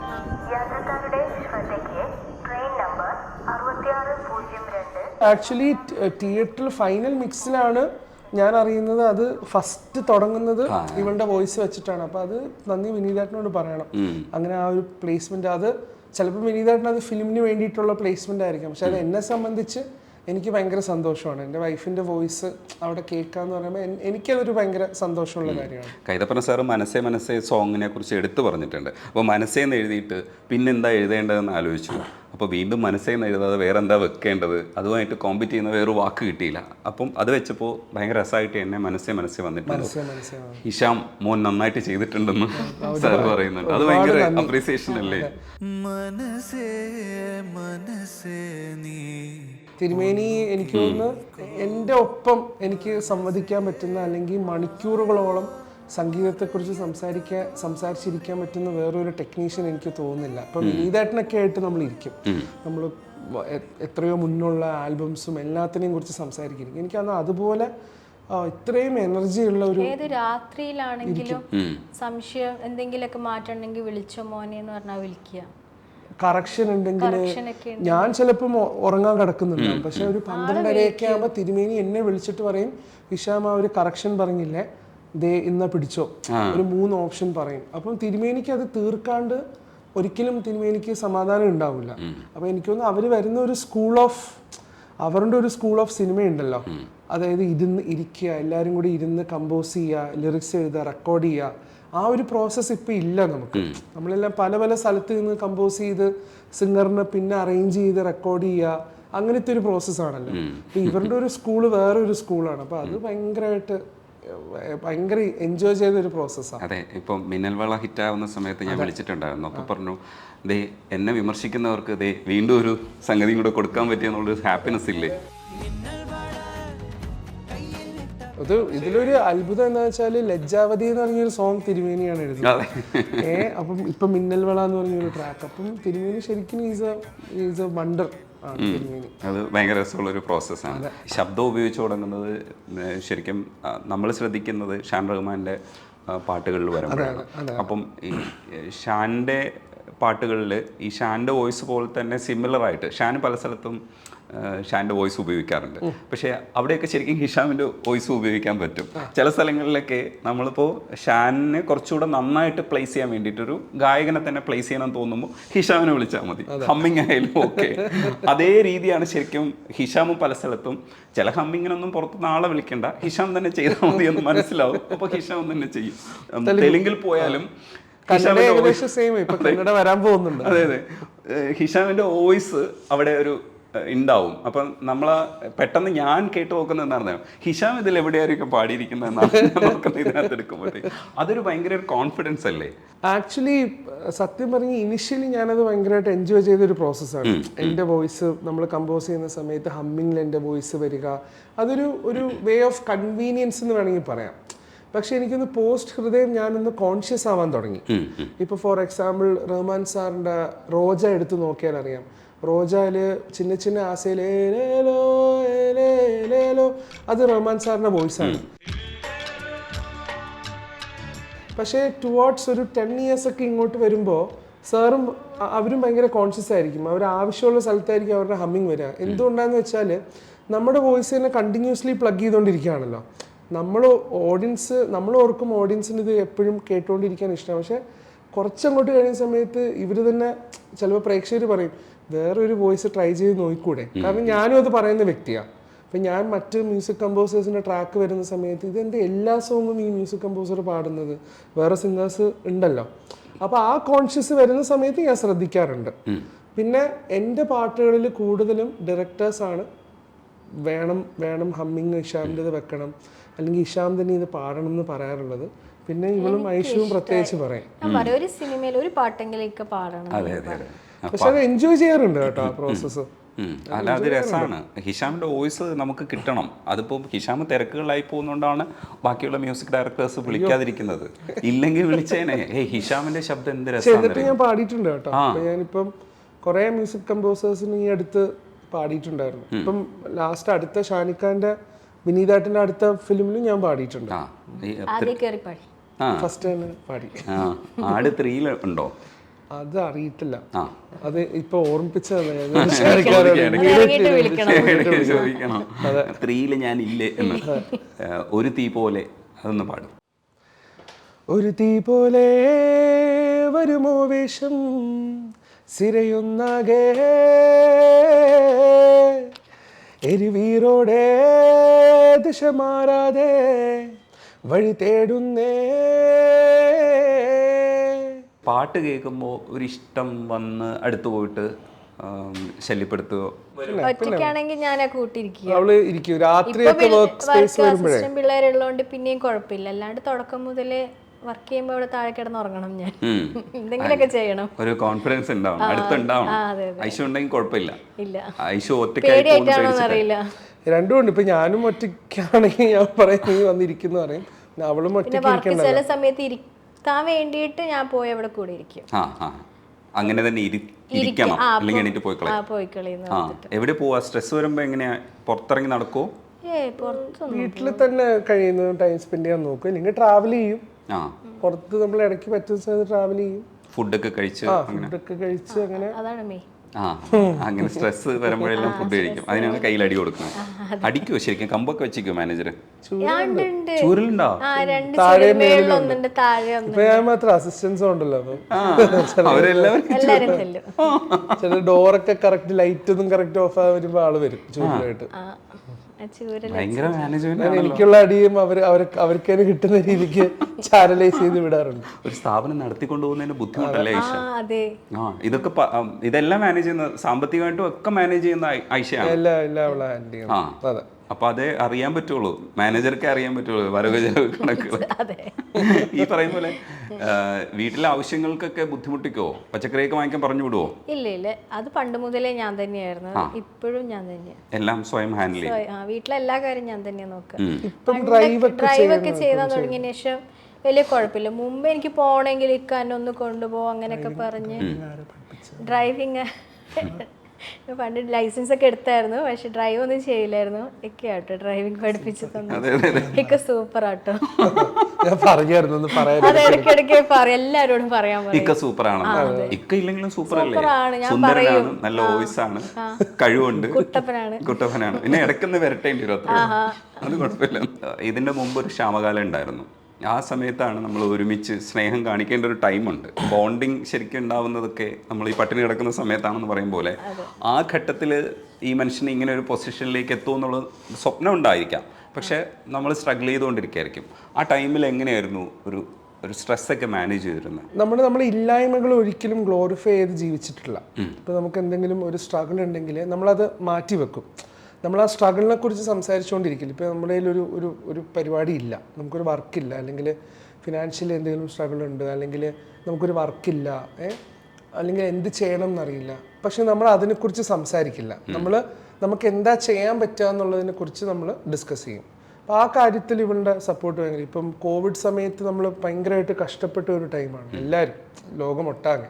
അപ്പോൾ ആ സമയത്ത് ഞാനൊരു സിംഗിൾ ആംബിയൻ ജോണറിലൊരു പാട്ട് ഉണ്ടാക്കി, കമ്പോസ് ചെയ്തു. അപ്പോൾ അത് നമ്മൾ ഒരുമിച്ചിരുന്നാണ് ചെയ്തത്. അപ്പോൾ ഇവള് വരച്ചു. അവെയിറ്റ് എന്നാണ് അതിൻ്റെ, കാത്തിരിപ്പ് എന്നാണ് ആ ട്രാക്കിൻ്റെ പേര്. അപ്പോൾ യൂട്യൂബിലുള്ളതാണ്. അപ്പോൾ അത് ഐഷു വരച്ചിട്ട് ആ ഫോട്ടോ നോക്കിയിട്ടാണ് ഞാൻ കമ്പോസ് ചെയ്ത് തീർത്തത്. അപ്പോൾ അത് നമ്മൾ ഇറക്കിയ സമയത്ത് നമുക്ക് മാസം കുറച്ച് റോയൽറ്റി കിട്ടുന്നുണ്ടായിരുന്നു. പിന്നെ നമ്മൾ അക്കാഡമി സ്റ്റാർട്ട് ചെയ്തു, ലിവ് വിത്ത് മ്യൂസിക് അക്കാഡമി. നമ്മൾ സോഫ്റ്റ്വെയറിൻ്റെ പരിശീലനം തുടങ്ങി. 39 കുട്ടികളെ പഠിപ്പിച്ചു, ഓൺലൈനും ഫിസിക്കലി ആയിട്ടും.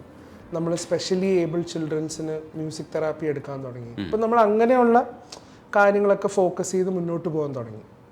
അപ്പം അങ്ങനെയാണ് മാനേജ് ചെയ്ത് നമ്മൾ മുന്നോട്ട് പോയത്. നമ്മൾ ഇപ്പോഴും അങ്ങനെ തന്നെയാണ്. അപ്പം നമുക്ക് എന്തെങ്കിലും ഒരു ക്രൈസിസ് വരുമ്പോൾ, ക്രിയേറ്റീവ് ക്രൈസിസ്, എസ്പെഷ്യലി നമ്മൾ മ്യൂസീഷ്യൻസ് ആണല്ലോ, അപ്പം നമുക്ക് എന്തെങ്കിലും ഒരു ക്രിയേറ്റീവ് ക്രൈസിസ് വരുന്ന സമയത്ത് ഞാനത് ഇവളുടെ അടുത്തായിരിക്കും വെൻ്റ് ഔട്ട് ചെയ്യുക. ഇതൊന്നും ശരിയാവുന്നില്ല, എന്താ നമുക്ക് ചെയ്യാൻ പറ്റുക ഇവിടെ. അപ്പം ഒരു പെർസ്പെക്റ്റീവ് കിട്ടും. അപ്പം ഐ തിങ്ക് ബൈ ഡീഫോൾട്ട് വുമൻ്റെ ഒരു പവറാണെന്നാണ് തോന്നുന്നത്. അത് കറക്റ്റായിട്ട് അവർ behind every successful man there is A lady എന്ന് പറയുന്ന പോലെ ഐ തിങ്ക് ഇറ്റ്സ് വെരി ഭയങ്കര വൈറ്റൽ റോളാണ് അവർ പ്ലേ ചെയ്യുന്നത്. ഇത് ഇറങ്ങിക്കഴിഞ്ഞിട്ട് ഫുഡിൽ എന്തായാലും അത് അവൾ മാനേജ് ചെയ്തോളും.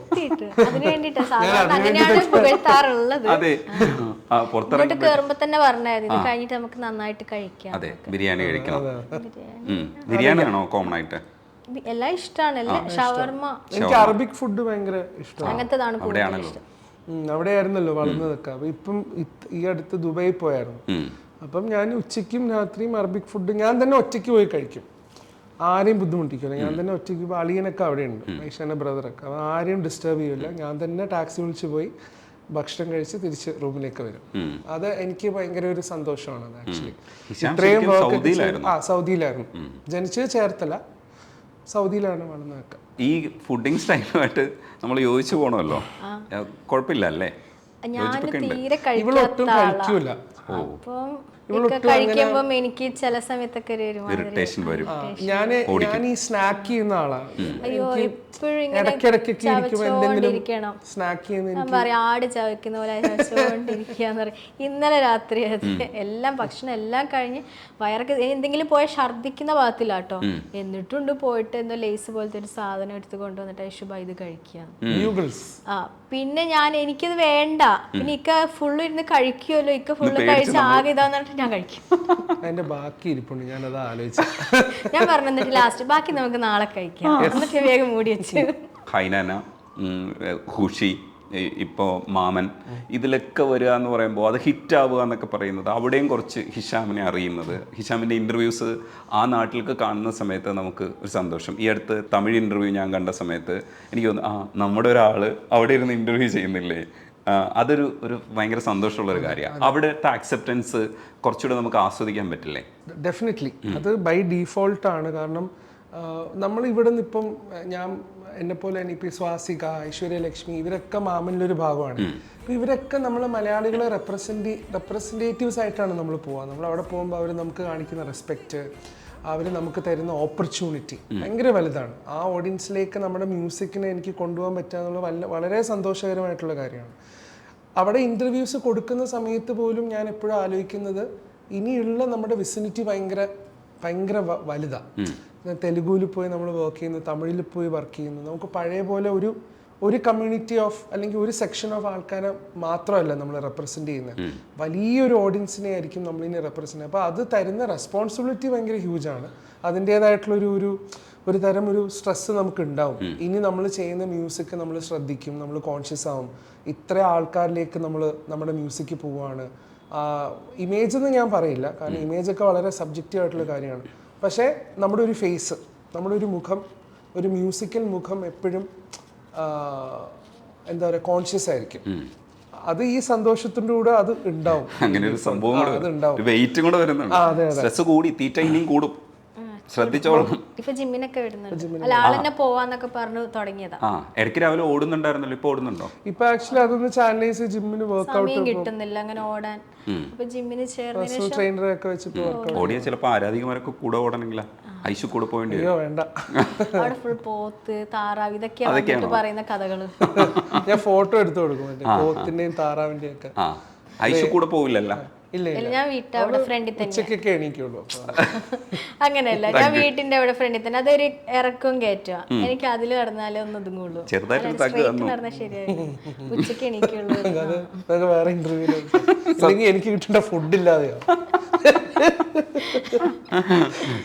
സത്യം ഐഷു, ശരിക്കും ഈ മനുഷ്യൻ പാവാണോ എന്ന് ഞാൻ ചോദിക്കുന്ന, പാവാണോ? ചില സമയത്ത് പാവാണ്, ചില സമയത്ത് എനിക്ക് തോന്നും പാവല്ല. ഭയങ്കര ടെററായി, വെറുതെ ആവശ്യമില്ലാണ്ടായിരിക്കും. ഒന്നും ഉണ്ടാവില്ല, വെറുതെ എങ്ങനെയാന്ന് വെച്ച് കഴിഞ്ഞാൽ അറിയില്ല. ദേഷ്യം കാണിക്കോ അതോ വെറുതെ ഇരിക്കോ? ദേഷ്യം കാണിച്ച് ഇറിറ്റേറ്റ് ചെയ്യും. അതിന്റെ വായിൽ എന്തെങ്കിലും കിട്ടാൻ കാത്തിരിക്കും. അപ്പൊ ഞാനും കൂടി ഇതാക്കിയ പിന്നെ ഫുൾ ബഹളാവല്ലോ. ഇപ്പൊ ഞാൻ മിണ്ടാണ്ടിരിക്കും. ആദ്യമൊക്കെ ഞാൻ ഭയങ്കരമായിട്ട് ടെററായിരുന്നു, ഇപ്പൊ മിണ്ടാണ്ടിരിക്കും, പഠിച്ചു. അതുണ്ടാക്കാൻ വേണ്ടിയിട്ട് ചിലപ്പോൾ അങ്ങനെ ഒരു സിറ്റുവേഷൻ ഉണ്ടാക്കി ഇമോഷൻസിനെ കളഞ്ഞിട്ട് തിരിച്ചു വരാൻ വേണ്ടിയിട്ടുള്ള ഒരു ഐഡിയ ആയിരിക്കും അല്ലേ? ഇങ്ങനെയാണോ? രക്ഷിച്ചു, എന്നെ രക്ഷിച്ചു. ഒരു ചെറിയ പേടി ഉണ്ടായിരുന്നു. ജിമ്മിനൊക്കെ പോകാൻ തുടങ്ങി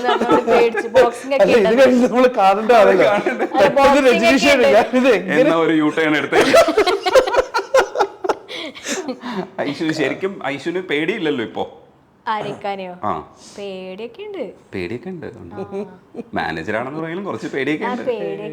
പക്ഷെ ഈ നേരത്തെ ഇപ്പം പറഞ്ഞില്ല, ആക്ച്വലി നമ്മൾ മ്യൂസീഷ്യൻസ് ഒക്കെ ഫേസ് ചെയ്യുന്ന ഒരു ഭയങ്കര കോമൺ സാധനമാണ്. നമ്മൾ ചില നേരത്ത് നമുക്ക് എക്സ്പ്ലെയിൻ ചെയ്യാൻ പറ്റാത്ത ഒരു അഗണിയും എക്സ്പ്ലെയിൻ ചെയ്യാൻ പറ്റാത്ത ചില ക്രിയേറ്റീവ് ബ്ലോക്സ് വരും. ഒരു പക്ഷേ ഇത് വെന്റ് ഔട്ട് ചെയ്യുന്ന ഞാൻ ഈ പറഞ്ഞ പോലെ ചിലപ്പോൾ ഇവിടെ അതിൻ്റെ അകത്ത് ഒരു ഭാഗമേ അല്ല. ഈ കാര്യം കറക്റ്റായിട്ട് കമ്മ്യൂണിക്കേറ്റ് ചെയ്യാനും പറ്റില്ല. പക്ഷേ ഒരു പക്ഷെ നമ്മുടെ അത് ചിലപ്പം ഇപ്പം ഇവളും ഉണ്ട്, ഇപ്പം എൻ്റെ അസിസ്റ്റൻസും ഉണ്ട് കേട്ടോ, വിച്ചു പ്രഭു ഒക്കെ, ചിലപ്പോൾ വിൻസെൻ്റ് ഏട്ടനുണ്ട് നമ്മുടെ മ്യൂസീഷ്യൻ കോർഡിനേറ്റർ. ചിലപ്പോൾ നമ്മൾ ഇവരുടെ അടുത്തായിരിക്കും നമ്മളെല്ലാം അങ്ങ് എക്സ്പ്രസ് ചെയ്യുക. ചില നേരത്തെ ഇവർക്കൊന്നും മനസ്സിലാവില്ല, എന്താണ് ഷാമ എന്ത് പറ്റി. പക്ഷെ അത് കഴിഞ്ഞിട്ട് നമ്മൾ ചിലപ്പോൾ ഓക്കെ ആവും. I think it's a phase. അതും ഒരു ഫേസ് ആണ്. അതെ അതെ. ഇപ്പൊ അതൊക്കെ മാനേജ് ചെയ്യാൻ പഠിച്ചു എന്ന് വേണമെങ്കിൽ പറയാം. കാരണം എനിക്ക് തോന്നി മാമൻ ഫിലിമൊക്കെ വന്ന സമയത്ത് അത്യാവശ്യം ഭയങ്കര സ്ട്രെസ്ഡ് ആയിരുന്നു. ഇമ്മീഡിയറ്റ്ലി പെട്ടെന്ന് വന്നൊരു സിനിമയാണ്. പെട്ടെന്ന് പാട്ടുകൾ ചെയ്ത് പെട്ടെന്ന് സ്കോർ ചെയ്ത് ഇമ്മീഡിയറ്റ്ലി കഴിഞ്ഞ മാസം റിലീസ് ചെയ്ത സമയമാണ്. ആ സമയത്താണ് സംശയം എന്ന് പറഞ്ഞ മലയാളം പടം 2 സിനിമകളൊക്കെ ഒരേ ദിവസം റിലീസ് ചെയ്യുന്ന എക്സ്പീരിയൻസ് ഒക്കെ എനിക്ക് ആദ്യമായിട്ടാണ്. അപ്പോൾ അതൊക്കെ കുറച്ച് മാനേജ് ചെയ്യുന്ന സമയത്ത് കുറച്ച് സ്ട്രെസ് ഉണ്ടായിരുന്നു. But now by God's grace it's okay. അപ്പോൾ ഹായ്നാനയിൽ ഒരു പാട്ട് പാടാം. അകലെ കനവിനരികെ ഇരുവഴികളിൽ മനസ്സൊഴുകവേ മൂക്കിലെ ഈ പൂവിന്മേലെ മെല്ലെ പെയ്യില്ലേ പടരും എൻ സ്നേഹത്തെ പാടെ മായ്ക്കാതെ അകമേ ആളുന്ന തീനർത്ഥം കാണാതെ ഇനി നീ എന്നുള്ളം മായല്ലേ. ഈ മ്യൂസിക് ഡയറക്ടറാണോ ഗായകനാണോ കൂടുതൽ ഇഷ്ടം? അത് രണ്ടും കൂടെ ബ്ലെൻഡ് ആവുമ്പോഴാണോ? രണ്ടും കൂടി. എനിക്ക് പാടുന്നത് ഇഷ്ടം, എനിക്ക് ചെയ്യുന്ന മ്യൂസിക്കുകൾ ഇഷ്ടം. ഫസ്റ്റ് സിംഗർ ആയിരിക്കും അല്ലേ?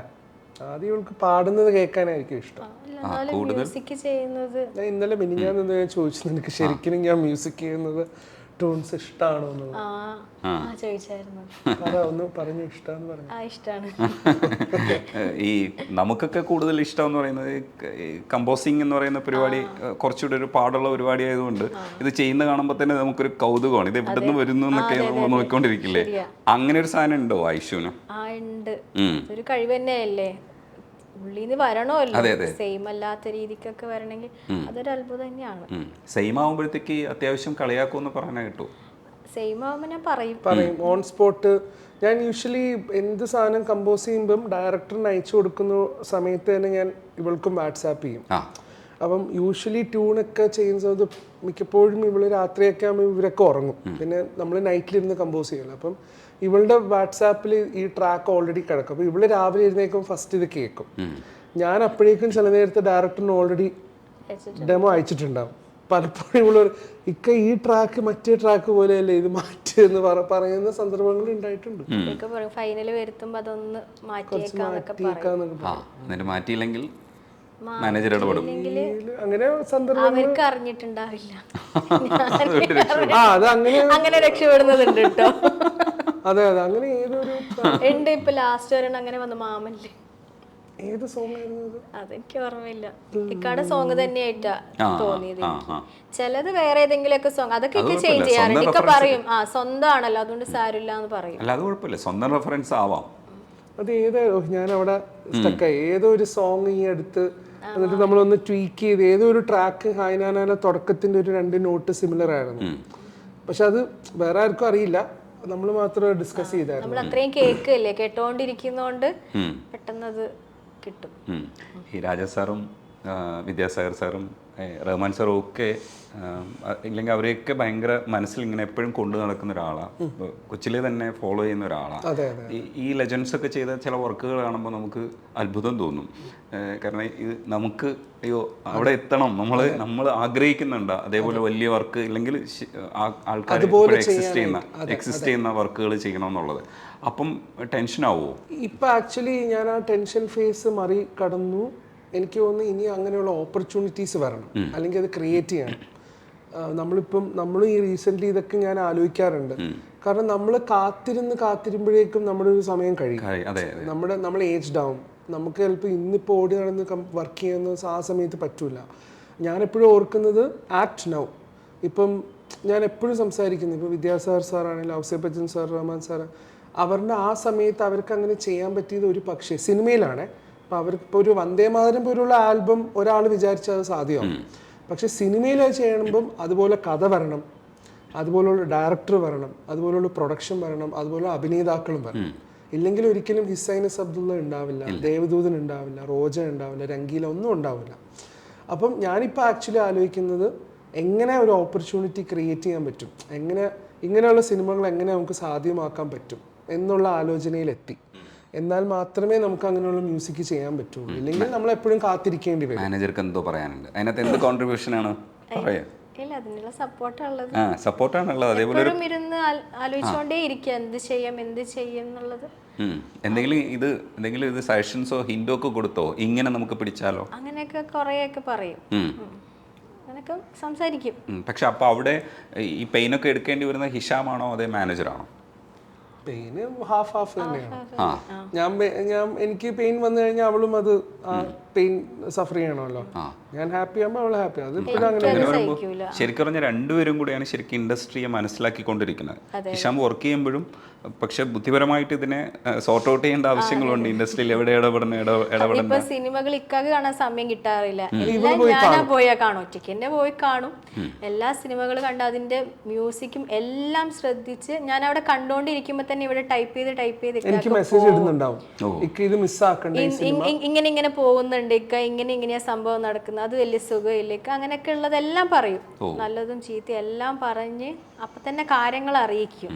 അത് കാണേണ്ടതാണെങ്കിൽ ഞാൻ ഇക്കാനോട് പറയും കാണണം ഇക്ക, എന്തായാലും ഇക്ക കാണാനുണ്ട് ആ സിനിമ, ഇക്കാൻ്റെ വർക്കിനായിട്ടൊരു ബന്ധം വരുന്നൊരു സിനിമയാണെന്ന് ഞാൻ പറയും. അപ്പൊ ശരിക്കും പറഞ്ഞാൽ ഹിഷാം പറയുന്നത് പോലെ ഇതിനൊന്ന് അപ്ലിഫ്റ്റ് ചെയ്യണമെങ്കിൽ മാനേജറും കൂടെ വിചാരിക്കണം അല്ലേ? എങ്കിലേ പറ്റുള്ളൂ. കാരണം ഇത് പാതി എടുത്തോണ്ടിരിക്കുകയാണല്ലോ.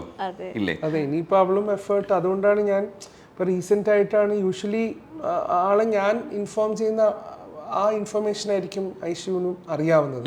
പക്ഷെ ഇപ്പം അവളും ഭാഗമാകാൻ തുടങ്ങി കുറച്ചും കൂടെ കൂടുതൽ. കാരണം നമുക്ക് പ്രോജക്ട്സ് അത്രയും ഉണ്ട്, നമ്മുടെ team വലുതായിക്കൊണ്ടിരിക്കുകയാണ്. So she has to act no. അപ്പം അവളും അത് സ്വമേധയാ റെഡിയായി വരിക എന്ന് പറഞ്ഞൊരു സ്പേസ് ഉണ്ടല്ലോ, അവളും അത് ഓൾറെഡി ഓക്കെ ഇതിപ്പോൾ നമ്മൾ ഇങ്ങനെ ചെയ്യണം. അപ്പൊ അതിലേക്ക് ഓട്ടോമാറ്റിക്കലി ഒരാൾ വരുന്ന സമയത്ത് പിന്നെ നമുക്ക് ഭയങ്കര സന്തോഷമല്ലേ. ഇപ്പൊ ചിത്ര ചേച്ചിയുടെ കൂടെ ഹസ്ബൻഡ് ഉള്ളതുപോലെ, പൃഥ്വിരാജിന്റെ കൂടെ സുപ്രിയയുടെ ഉള്ളതുപോലെ ഹിഷാമിനെ വളരണമെങ്കിൽ ശരിക്കും പറഞ്ഞു കഴിഞ്ഞാൽ ആയിഷയാണ് ഇനി അടുത്ത് മാർക്കറ്റ് ചെയ്ത് എടുക്കേണ്ടത്. വളർത്തും. കണ്ട കോൺഫിഡൻസ് ഉണ്ട്.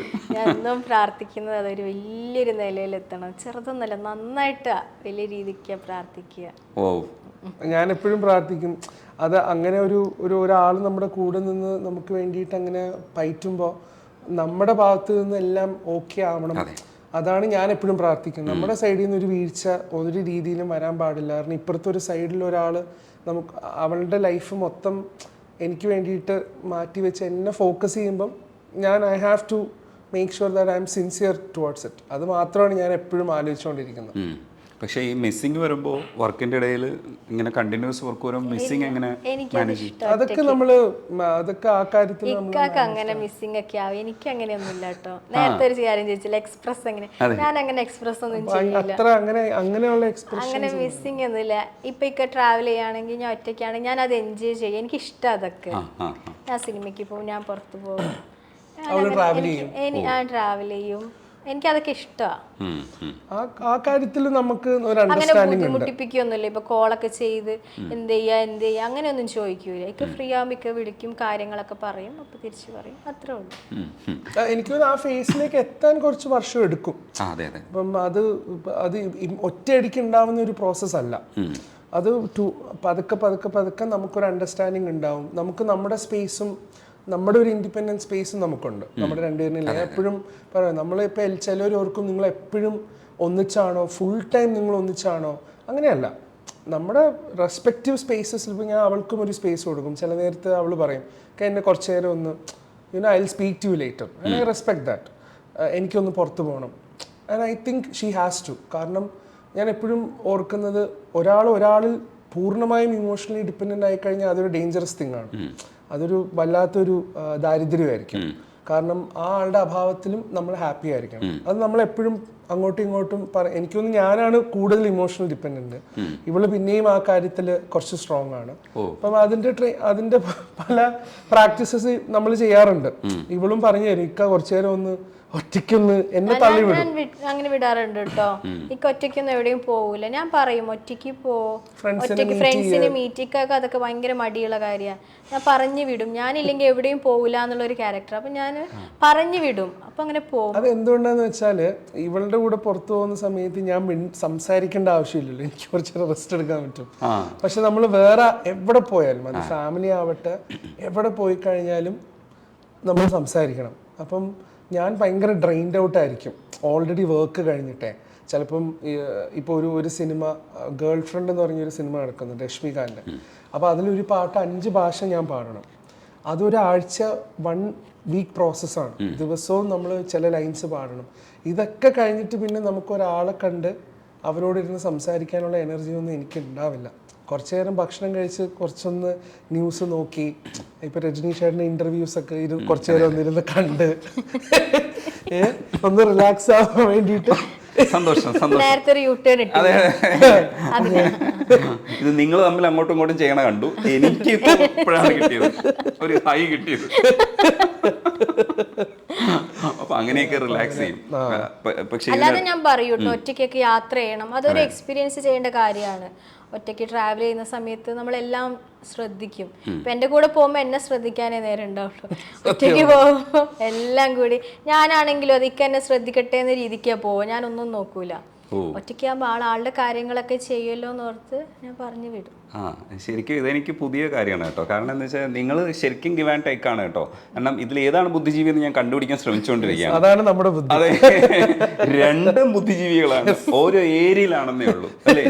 ആയിഷയാണോ എന്ന് വിചാരിച്ചിരിക്കുമ്പോൾ ഹിഷാം കയറി പറയണ കാര്യങ്ങൾ കേൾക്കുമ്പോൾ ആയിഷ അല്ല ഇത് ഹിഷാമിന്റെ ഐഡിയ ആണ്. എനിക്ക് തോന്നുന്നു ഇത്രയധികം വീക്ഷിക്കുന്ന ഒരാളെ ഫസ്റ്റ് ടൈം ഞാൻ കാണുന്നത്. അതെ അതെ അതെ അതെ, അത് ഞാൻ കേട്ടോണ്ടിരിക്കുന്നുണ്ട്.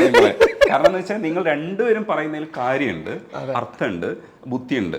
അപ്പം ഹിഷാമ് പൊതുവിൽ ഇത്രയും ബുദ്ധിയുള്ള ആളാണെന്ന് ഞാൻ മനസ്സിലാക്കിയിട്ടില്ല കേട്ടോ. ഹിഷാമ് വളരെ പാവപ്പെട്ട മാനേജർ നയിക്കുന്ന ഒരു ആളായിട്ടാണ് മനസ്സിലായത്. ഇത് മാനേജർ നയിക്കുന്ന ആളല്ല, ഇത് വേറെയാണ്. ബുദ്ധിമാനാണ്. അപ്പം ആയിഷയ്ക്കുള്ള കുറച്ച് ഗുണങ്ങള് ശരിക്കും ഹിഷാം ഉപയോഗിക്കുകയാണ് ചെയ്യുന്നത്. മനസ്സിലായോ? ആയിഷയുടെ ഗുണങ്ങൾ വെച്ചിട്ട് ഹിഷാമിന് തന്നെയാണ് അതിന്റെ ഒരു ബൂസ്റ്റ് നേട്ടമൊക്കെ കിട്ടുന്നത്. ആയിഷു വിചാരിക്കുന്നുണ്ട് ഞാൻ ചുവരിലെടുക്കുന്നോണ്ടാണ്. അല്ല ആയിഷു, ഹിഷാം ചില സമയത്ത് ഞാൻ ചോദിക്കും, മ്യൂസിക് ചെയ്യാൻ മാത്രമേ അറിയുള്ളൂ, വേറെ ഒന്നും അറിയില്ലേ എന്ന് ഞാൻ ചോദിക്കാറുണ്ട്. സത്യമാണ്. ആക്ച്വലി മ്യൂസിക് ചെയ്യാൻ അതിന്റെ കാര്യങ്ങൾ മാത്രമേ അറിയൂ. വേറെ ഒരു സാധനം, ഒരു ടേബിൾ ഒന്ന് നീക്കാൻ പറഞ്ഞാൽ പോലും അതെങ്ങനെയാ നീക്കണ്ടേന്ന് അറിയില്ല. എന്താ വെച്ചാൽ ഞാൻ എന്റെ ഇഷ്ടത്തിന് നീക്കി വെച്ചാ അവള് നീക്കി വെച്ച സ്ഥലത്താവില്ല അത് വരിക. അതുകൊണ്ട് ഇടപെടാത്തതാണ്. അത് അതിൽ നിന്നും സ്ട്രെസ് കൊടുക്കേണ്ട. നിങ്ങളിപ്പോ കാര്യങ്ങളൊന്നും ശ്രദ്ധിക്കും. വീണ്ടും ആ യൂട്യൂബിൽ മ്യൂസിക് ചെയ്താൽ മതി, അതുകൊണ്ടാണ് ഞാൻ എല്ലാം ബാക്കി ചെയ്യുന്നത്. എനിക്കും അതേ അഭിപ്രായമാണ്. ഈ മനുഷ്യനെ കൊണ്ട് ടേബിൾ ഒന്നും തൽക്കാലം വേണ്ട, പിന്നീട് നമുക്ക് കുറച്ച് പണിയൊക്കെ കൊടുക്കാം. ഞാൻ പറയും വേറെ ഒന്നും ചെയ്യണ്ട, ഇక പാട്ട് മാത്രം ചെയ്താൽ മതി. ഇപ്പൊ നമുക്കത് പിഴിഞ്ഞെടുക്കാം, പിന്നെ നമുക്ക് ആ കാര്യത്തിലേക്ക് വരും. ഈ സൂഫിസം നമുക്കൊക്കെ ഭയങ്കരമായിട്ട് കേൾക്കാൻ സുഖമുള്ള ഒരു ധാരയാണ്. മ്യൂസിക്കിലെ ഒരു എന്താ പറയുക, ഒരു ഇടയ്ക്ക് നിന്ന ഇല്ലെങ്കിൽ അങ്ങനെ തന്നെ ഒരു പാലം ഇട്ട ഒരു ഏരിയ ആണ് സൂഫിസം എന്ന് പറയുന്നത്. അത് നമ്മളങ്ങനെ തന്നെയാണ് ഇന്ത്യൻ കൾച്ചറിൽ കിടക്കുന്നത്. ഇതൊക്കെ ഹിഷാം എങ്ങനെയാണ് മ്യൂസിക് വഴി പഠിച്ചെടുത്തതാണോ ആ ധാരയെക്കുറിച്ചും ഇല്ലെങ്കിൽ സൂഫിസത്തിൻ്റെ ഏരിയയിലൊക്കെ, ഇല്ലെങ്കിൽ റഹ്മാൻ സാറിൻ്റെ അത്തരത്തിലുള്ള ഒരു ടച്ച് എന്താണ് അതിലേക്കൊക്കെ നയിക്കുന്നത്? ആ ഒരു തോട്ട് പ്രോസസ്സിലേക്ക് വരും. എനിക്ക് സൂഫി മ്യൂസിക്കിന്റെ ഒരു സീരിയസ്നെസ് കിട്ടിയത് സാമി യൂസഫിന്റെ കൂടെ വർക്ക് ചെയ്യുമ്പോഴാണ്. കാരണം സാമി പുള്ളി റൈറ്റർ ആയിരുന്നോ? അല്ല, പുള്ളി മ്യൂസീഷ്യനാണ്. ഒരു ഇറാൻ ബ്രിട്ടീഷ് മ്യൂസീഷ്യനാണ്. അപ്പം സാമി സാറിൻ്റെ കൂടെ ഞാൻ ദുബൈയിൽ വർക്ക് ചെയ്യുന്ന സമയത്ത്, സാമി യൂസഫ് എന്നാണ് പുള്ളീൻ്റെ പേര്. അപ്പം സാമി യൂസഫിൻ്റെ കൂടെ ഞാൻ വർക്ക് ചെയ്യുന്ന സമയത്ത് പുള്ളി ഓൾറെഡി ഷാദിലിയ തരീക്ക എന്ന് പറയും. ഷാദിലിയ തരീക്കയിൽ ഒരു സൂഫി ഫോളോ, ആ ഒരു തരീക്കയിൽ 4 തരീക്കാസാണ് ഈ സൂഫിസത്തിനുള്ള. അപ്പോൾ ഇവിടെയൊക്കെ കൂടുതലും ഈ പറഞ്ഞ പോലെ മറ്റേ ഈ പച്ചക്കൊടി അങ്ങനെ ചുവന്ന കൊടി അങ്ങനെയൊക്കെ നമ്മൾ കാണും. ആ തരീക്കയാണ് ഇവിടെയൊക്കെ കൂടുതലും. അജ്മീർ ചിസ്തി തരീക്ക എന്നൊക്കെ പറയും.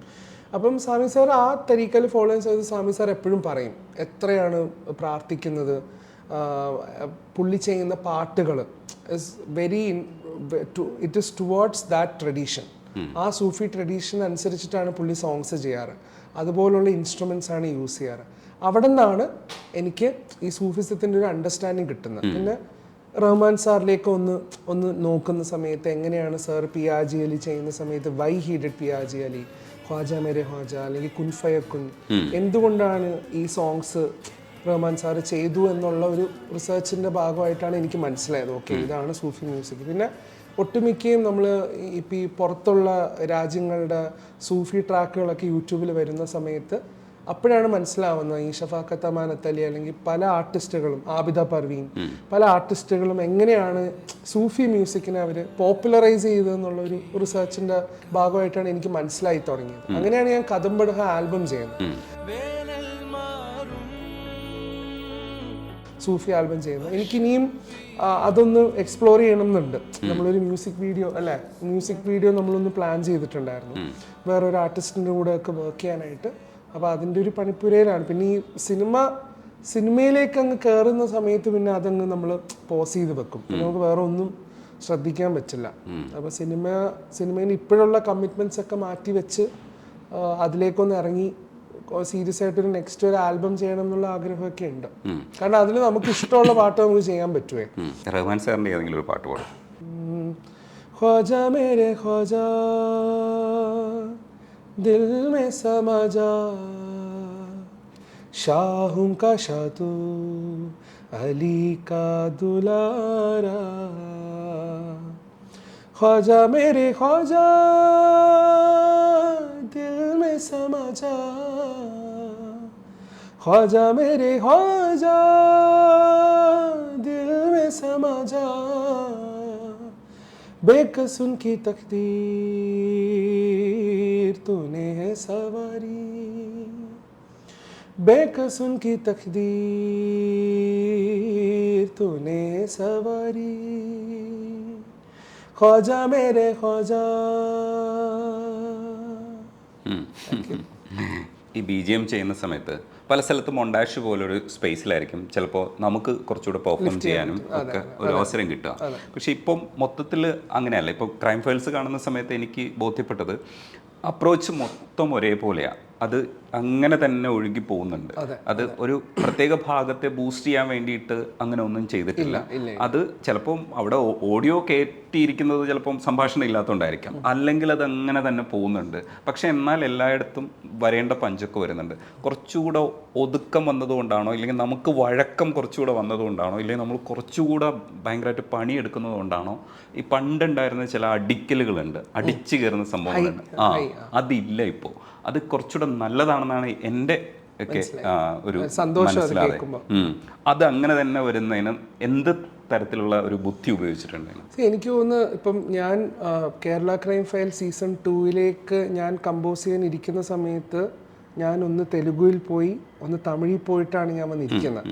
അതായത് ഖുഷി, ഹായ് നാന, പിന്നെ വൺസ് മോറിൻ്റെ വർക്കൊക്കെ ചെയ്ത് കഴിഞ്ഞിട്ടാണ് ഞാൻ KCF. അപ്പോഴേക്കും എൻ്റെ ഒരു മ്യൂസിക്കൽ എക്സ്പോഷർ കൂടിയിട്ടുണ്ട്. ഞാൻ വർക്ക് ചെയ്ത ആൾക്കാരും ഇൻഡസ്ട്രീസ് കടന്നിട്ടാണ് ഞാൻ തിരിച്ച് മലയാളത്തിൽ വന്ന് വർക്ക് ചെയ്യുന്നത്. ആ സമയത്ത് ഇപ്പം ഫസ്റ്റ് എപ്പിസോഡ് ചേട്ടൻ ഓർമ്മയുണ്ടെങ്കിൽ ഈ ബസ് പോകുന്നതിൻ്റെ താഴെ ചാലിൽ ഫോൺ വീണ് കിടക്കുന്ന സീനുണ്ട്. അപ്പം ഞാൻ ആദ്യം ചെയ്ത മ്യൂസിക് അവിടെ ഒരു ഭയങ്കര ഹൈ ആണ് ഞാൻ ചെയ്തു കൊടുത്തത്. അത് നമ്മുടെ ഒരു യുനാനിമസ് ഡിസിഷനാണ്. അവിടെ നമുക്കൊരു പേടിപ്പിക്കുന്ന പോലത്തെ ഒരു മ്യൂസിക് വേണം. ഇത് ചെയ്തതിന് ശേഷം അഹമ്മദാണ് പറഞ്ഞത്, ഇഷാമെ നമുക്കിതൊന്ന് മാറ്റി ചെയ്യാം, നമുക്ക് അങ്ങനെ ഒരു ഹൈ കൊടുക്കണ്ട, നമുക്ക് ആ റിംഗ് ടോണിൽ ആൾക്കാർ അതിൽ ഭീതി കണ്ടുപിടിക്കട്ടെ, ആൾക്കാർ ക്യൂരിയസ് ആവട്ടെ. എനിക്ക് തോന്നുന്നു അതൊരു ഡയറക്ടറിന്റെ ഒരു ബ്രില്യൻസ് ആണ്. അവിടെ നമ്മൾ ശ്രദ്ധിക്കുകയും ചെയ്തു. അതെ, ശ്രദ്ധിക്കുകയും ചെയ്തു. പ്ലസ് എനിക്കൊരു മ്യൂസിക്കൽ മെച്യൂരിറ്റി അവിടെ വന്നു എന്നാണ് ഞാൻ വിശ്വസിക്കുന്നത്.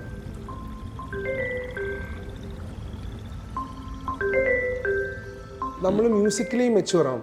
അതായത് നമ്മൾ ഓൾറെഡി യു നോ ദാറ്റ് ഇതൊരു ഹൈ വരാൻ പോകുന്ന സെക്ഷനാണ്. അപ്പോൾ നമ്മൾ മ്യൂസിക് അവിടെ കൊടുക്കണ്ട. നമുക്ക് ആൾക്കാരെ ലാസ്റ്റ് മൊമെന്റ് വരെ ഇരുത്താം. എനിക്ക് തോന്നുന്നു അത് മലയാളത്തിൽ മാത്രം വന്നിട്ടുള്ളൊരു ഭാഗ്യമാണ്. ഇപ്പോൾ ഞാൻ പല ഇൻഡസ്ട്രിയിലും വർക്ക് ചെയ്യുന്നതുകൊണ്ട് എനിക്ക് ആധികാരികമായിട്ട് ചിലപ്പോൾ പറയാൻ പറ്റും. മറ്റ് ഇൻഡസ്ട്രിയിൽ പോകുന്ന സമയത്ത് അവിടെ ആ സീൻ വരുന്ന സമയത്ത് അവിടെ ഒരു ലൗഡ് മ്യൂസിക് ആയിരിക്കും. കാരണം ഓഡിയൻസിന് അത് വേണം. പ്രൊഡ്യൂസേഴ്സും ഇൻസിസ്റ്റ് ചെയ്യും നമുക്കിവിടെ ഹൈ കൊടുക്കണം. പക്ഷെ മലയാളത്തിൽ എന്തുകൊണ്ടോ ഫോർച്ചുനേറ്റ്ലി ഇപ്പോഴുള്ള റൈറ്റേഴ്സ് ആവട്ടെ, ഡയറക്ടേഴ്സ് ആവട്ടെ, അവരെല്ലാവരും ഒരേ സ്വരത്തിൽ ഭയങ്കര സട്ടിലിയാണ് അവർ ഇപ്പം വർക്ക് ചെയ്യുന്നത്. ഇപ്പോൾ ഫോർ എക്സാമ്പിൾ റോന്ത് സിനിമ, ഇപ്പം അത് എനിക്ക് കാണാൻ, ഇപ്പം അതിൽ ഷാഹി കബീർ എൻ്റെ റിലേറ്റീവാണ്, ഷാഹിക്ക. അപ്പം ഈ പുള്ളി ചെയ്ത സിനിമകളും നമ്മൾ എടുത്തു നോക്കി, ഇപ്പോൾ ബാഹുൽ രമേശ് എഴുതിയ കിഷ്കിന്ദ കാണ്ഡം എടുത്തു നോക്കിയാലും അറിയാം, ഭയങ്കര സട്ടിൽ ലെയേഴ്സാണ് പല സിനിമകൾക്ക് ഇപ്പോൾ മലയാളത്തിൽ വരുന്നത്. അപ്പോൾ ഒരുപക്ഷെ അതുകൊണ്ടാവാം എൻ്റെ സൈഡിൽ നിന്നും മ്യൂസിക്കിൽ അങ്ങനെ വന്നത്. ഒരുപാട് ലൗഡ് അല്ലാതെ ഭയങ്കര ഒതുക്കത്തോടു കൂടിയുള്ള മ്യൂസിക് ചിലപ്പോൾ ഒരുപക്ഷെ അതുകൊണ്ടാവാം വന്നത്. ഈ വിനീതിൻ്റെ അടുത്ത് പലപ്പോഴും അഭിപ്രായം ചോദിക്കാറുണ്ട്. ഇപ്പോഴും അത് കണ്ടിന്യൂ ചെയ്യുന്നുണ്ടോ അതേ ഗുരുവിനെ സ്വതന്ത്രമാക്കി വിട്ടിരിക്കുകയാണ്? ഇല്ല, തീർച്ചയായിട്ടും അഭിപ്രായം ചോദിക്കാറുണ്ട്. പക്ഷെ ഞാൻ വിനീതേട്ടൻ്റെ തിരക്കുകൾ മാനിച്ചാണ് എപ്പോഴും ചോദിക്കുക. കാരണം വിനീതേട്ടൻ ഇപ്പം യൂഷ്വലി വിനീതേട്ടൻ ഒരു സിനിമയിൽ മുഴുകി നിൽക്കുന്ന സമയത്ത് നമ്മൾ വേറെ ഒരു വർക്കിൻ്റെ കാര്യം പോയി ഇറിറ്റേറ്റ് ചെയ്യാറില്ല ഞാൻ. കാരണം വിനീതേട്ടൻ അത് മാത്രം ഫോക്കസ് ചെയ്ത് വർക്ക് ചെയ്യുന്ന ഒരു വ്യക്തിയാണ്. അപ്പം ഞാൻ കറക്റ്റ് ഒരു സ്പേസ് നോക്കും. ഇപ്പോൾ ഒരു പാട്ട് എനിക്ക് കേൾപ്പിക്കാൻ പറ്റുന്ന സ്പേസ് ആണോ, അല്ലെങ്കിൽ ഇപ്പോൾ ഒരു വിഷയം നമുക്ക് ഡിസ്കസ് ചെയ്യാൻ പറ്റുന്ന ഒരു സ്പേസ് ആണോ എന്ന് നോക്കിയിട്ടേ ഞാൻ ഡിസ്കസ് ചെയ്യാറുള്ളൂ. ഇപ്പോൾ ഇന്നലെ സംസാരിക്കുന്ന സമയത്ത് വിനീതേട്ടൻ പുള്ളീൻ്റെ സിനിമേൻ്റെ ഡബിൻ്റെ തിരക്കിലാണ്. അപ്പം KCF കുറിച്ച് നല്ല അഭിപ്രായം വരുന്നുണ്ടല്ലോ ഇഷാമേ, അടിപൊളി എന്ന് നമ്മൾ സംസാരിച്ചു. അപ്പം അതങ്ങനെ വേറെ ഒന്നും ഞാൻ ഷെയർ ചെയ്യാനൊന്നും പോവാറില്ല, ശല്യം ചെയ്യാൻ പോയില്ല. ഇല്ല. ഈ വർഷങ്ങൾക്ക് ശേഷത്തിനകത്ത് വലിയ സ്ക്രീനിൽ കാണുന്ന സമയത്ത്, വലിയ സ്ക്രീനിൽ കാണുക എന്ന് പറയുന്നത് നമ്മുടെ ഒരു ഹാപ്പിനെസ് അല്ലേ, അതിങ്ങനെ വന്ന് നിറഞ്ഞു നിൽക്കുമ്പോൾ എന്താ തോന്നിയത്? ഭയങ്കര സന്തോഷം. എനിക്ക് വിഷ്വലൊക്കെ വരുന്നത് ഭയങ്കര ഇഷ്ടമാണ്. അഭിനയിക്കണം എന്നല്ല, ഇപ്പം വാ കണ്ണമ്മ സോങ്ങിലൊക്കെ വന്നപ്പോൾ അങ്ങനെ കാണുമ്പോൾ ഭയങ്കര ഒരു സന്തോഷമാണ്. എല്ലാവരും പറയുകയും ചെയ്യും, ഹിഷാം ഉണ്ടായിരുന്നല്ലോ ആ സിനിമയിൽ എന്നൊക്കെ പറയുമ്പോൾ കേൾക്കുമ്പോൾ. ഞാൻ മാത്രമല്ല, നമ്മള് മലയാളത്തിലൊരു സ്ഥലത്ത് എൻ്റെ കൂടെ ഇവളും വന്ന് അഭിനയിച്ചിട്ടുണ്ടായിരുന്നു. Once upon A time in കൊച്ചിയില്. ഷൂട്ട് ഉണ്ടായിരുന്നു. പറയാൻ നാണോ കേട്ടോ. ഞാനത് ഒരുങ്ങിയിട്ടൊന്നും ഉണ്ടായില്ല. ഞാൻ ഇക്കാക്ക് ഷൂട്ടിന് വേണ്ടി ഞാൻ കൂടെ പോയതാ. അപ്പൊ അവരെന്നെ കയറ്റിയതാ. അപ്പൊ കൈയൊക്കെ മുട്ടുന്ന പോലെ ആയിട്ട് തിരിച്ച് ഡ്രൈവ് ചെയ്ത് നമ്മള് വരണമല്ലോ വീട്ടിലേക്ക്. ചെറുതായിട്ട് ഭയങ്കര എളിമയാണല്ലോ. ഇവിടുന്ന് പഠിച്ചതാണോ? ഞാൻ പണ്ടേ പാവാണ്. വീട്ടിൽ നിന്ന് പറയും ഭയങ്കര എളിമയാണ്. ഏത് ഫ്ലോറാണ്? ഇതൊക്കെ കള്ളമാണെന്ന് ഹിഷാമിന് അറിയാം, ഞങ്ങൾക്ക് മനസ്സിലാവുന്നില്ല എന്നേ ഉള്ളൂ അല്ലെ. ഈ ശരിക്കും എന്ന് പറഞ്ഞാൽ വിനീതിനെയും ഹിഷാമിനെയും ഞാൻ പലപ്പോഴും ആലോചിക്കാറുണ്ട്. ഭയങ്കര ലൈറ്റായിട്ട് സംസാരിക്കുന്ന ഒരു സ്വഭാവമുണ്ട്. വിനീതിന് ഇതിനേക്കാളും ലൈറ്റായിട്ട് സംസാരിക്കുന്ന സ്വഭാവമുണ്ട്. അപ്പൊ ഞങ്ങളൊക്കെ പറയും ഇത് കള്ളത്തരം അല്ലേ എന്നൊക്കെ ചോദിക്കും. വിനീതേട്ടൻ അങ്ങനെ തന്നെയാണ്. ഹൃദയ സമയത്തൊക്കെ അവരെ വീട്ടിലവിടെയാണല്ലോ നമ്മൾ താമസിച്ചേക്കാൻ. അപ്പൊ ഞാൻ കണ്ടിട്ടുണ്ട് എപ്പോഴും വിനീതേട്ടൻ അങ്ങനെയാണ്. അത് ചേച്ചീനെ അപ്രീഷിയേറ്റ് ചെയ്യണം.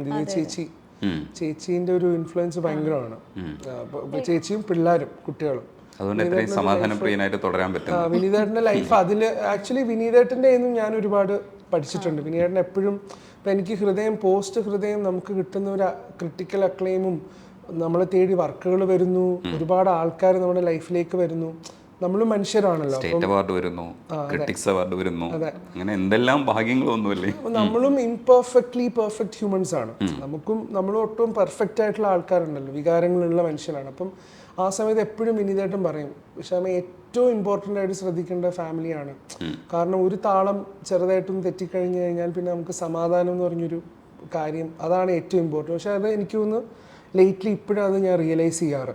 ഇപ്പം ഞാൻ 2 ദിവസം മുമ്പ് ഉറങ്ങുന്ന സമയത്ത് നമുക്ക് സമാധാനമായിട്ട് ഉറങ്ങാൻ പറ്റണം. എനിക്ക് തോന്നുന്നു അതാണ് യഥാർത്ഥ സക്സസ്.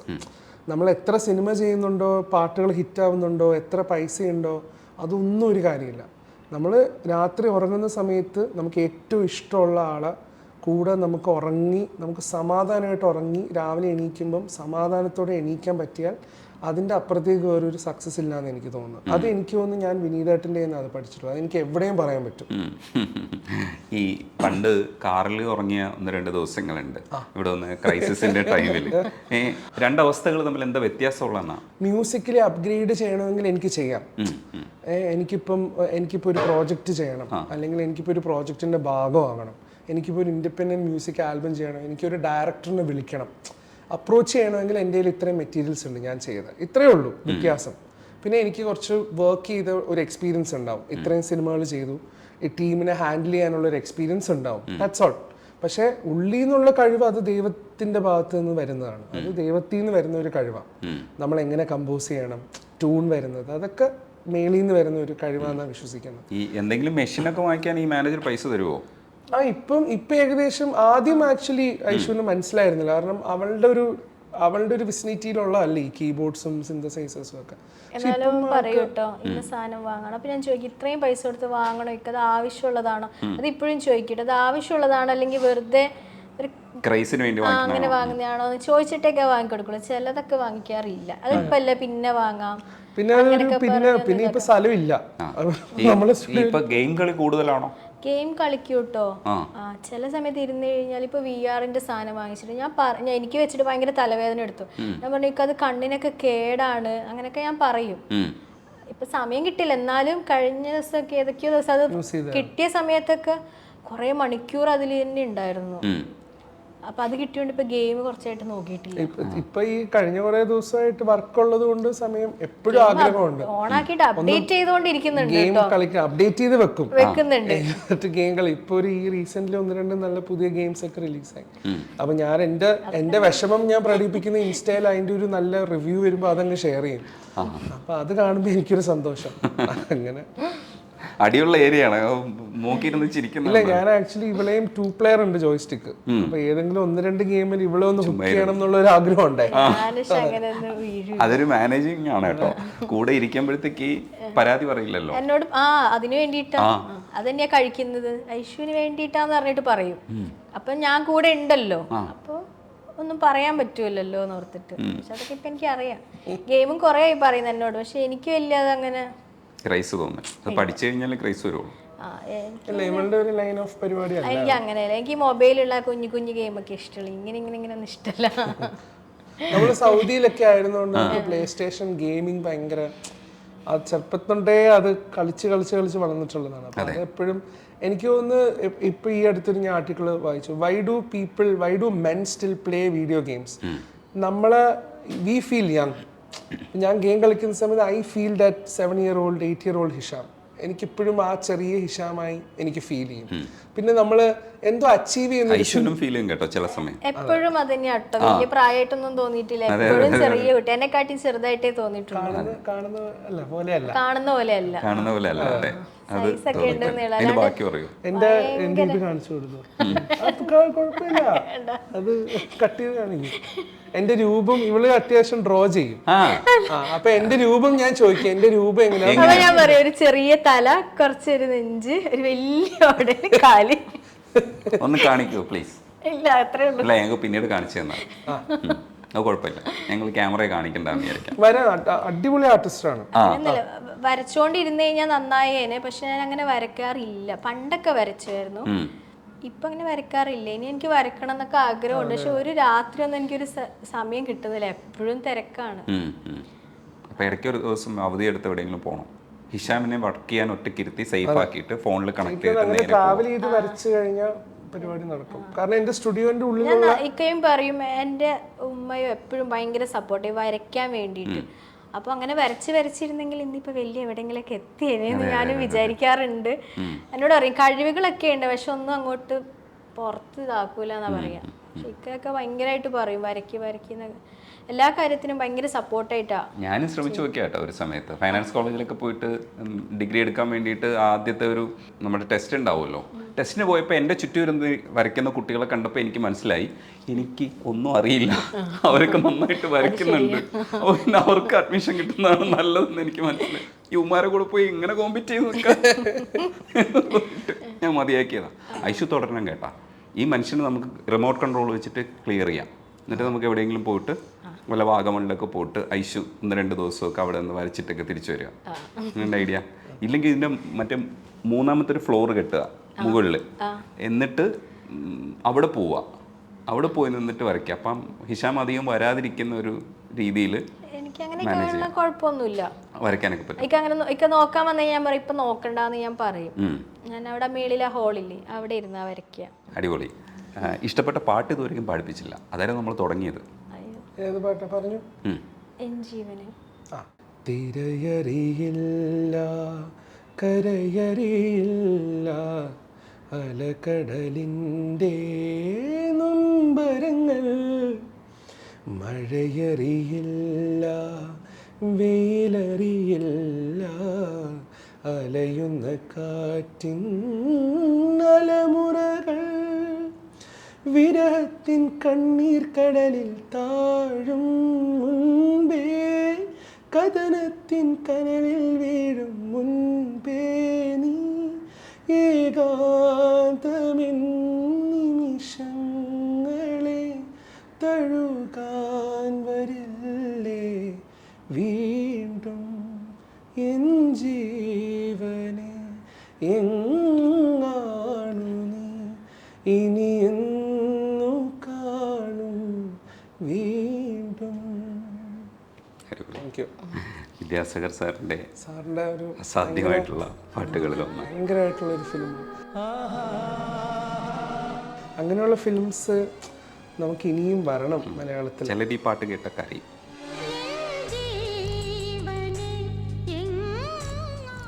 ചില മൂഡുകളിൽ നമ്മൾ കഴിഞ്ഞ ആഴ്ച ഈ പാട്ട് കുറെ പാട്ടുകൾ വെച്ചിട്ട് കരയുന്നുണ്ടായിരുന്നു.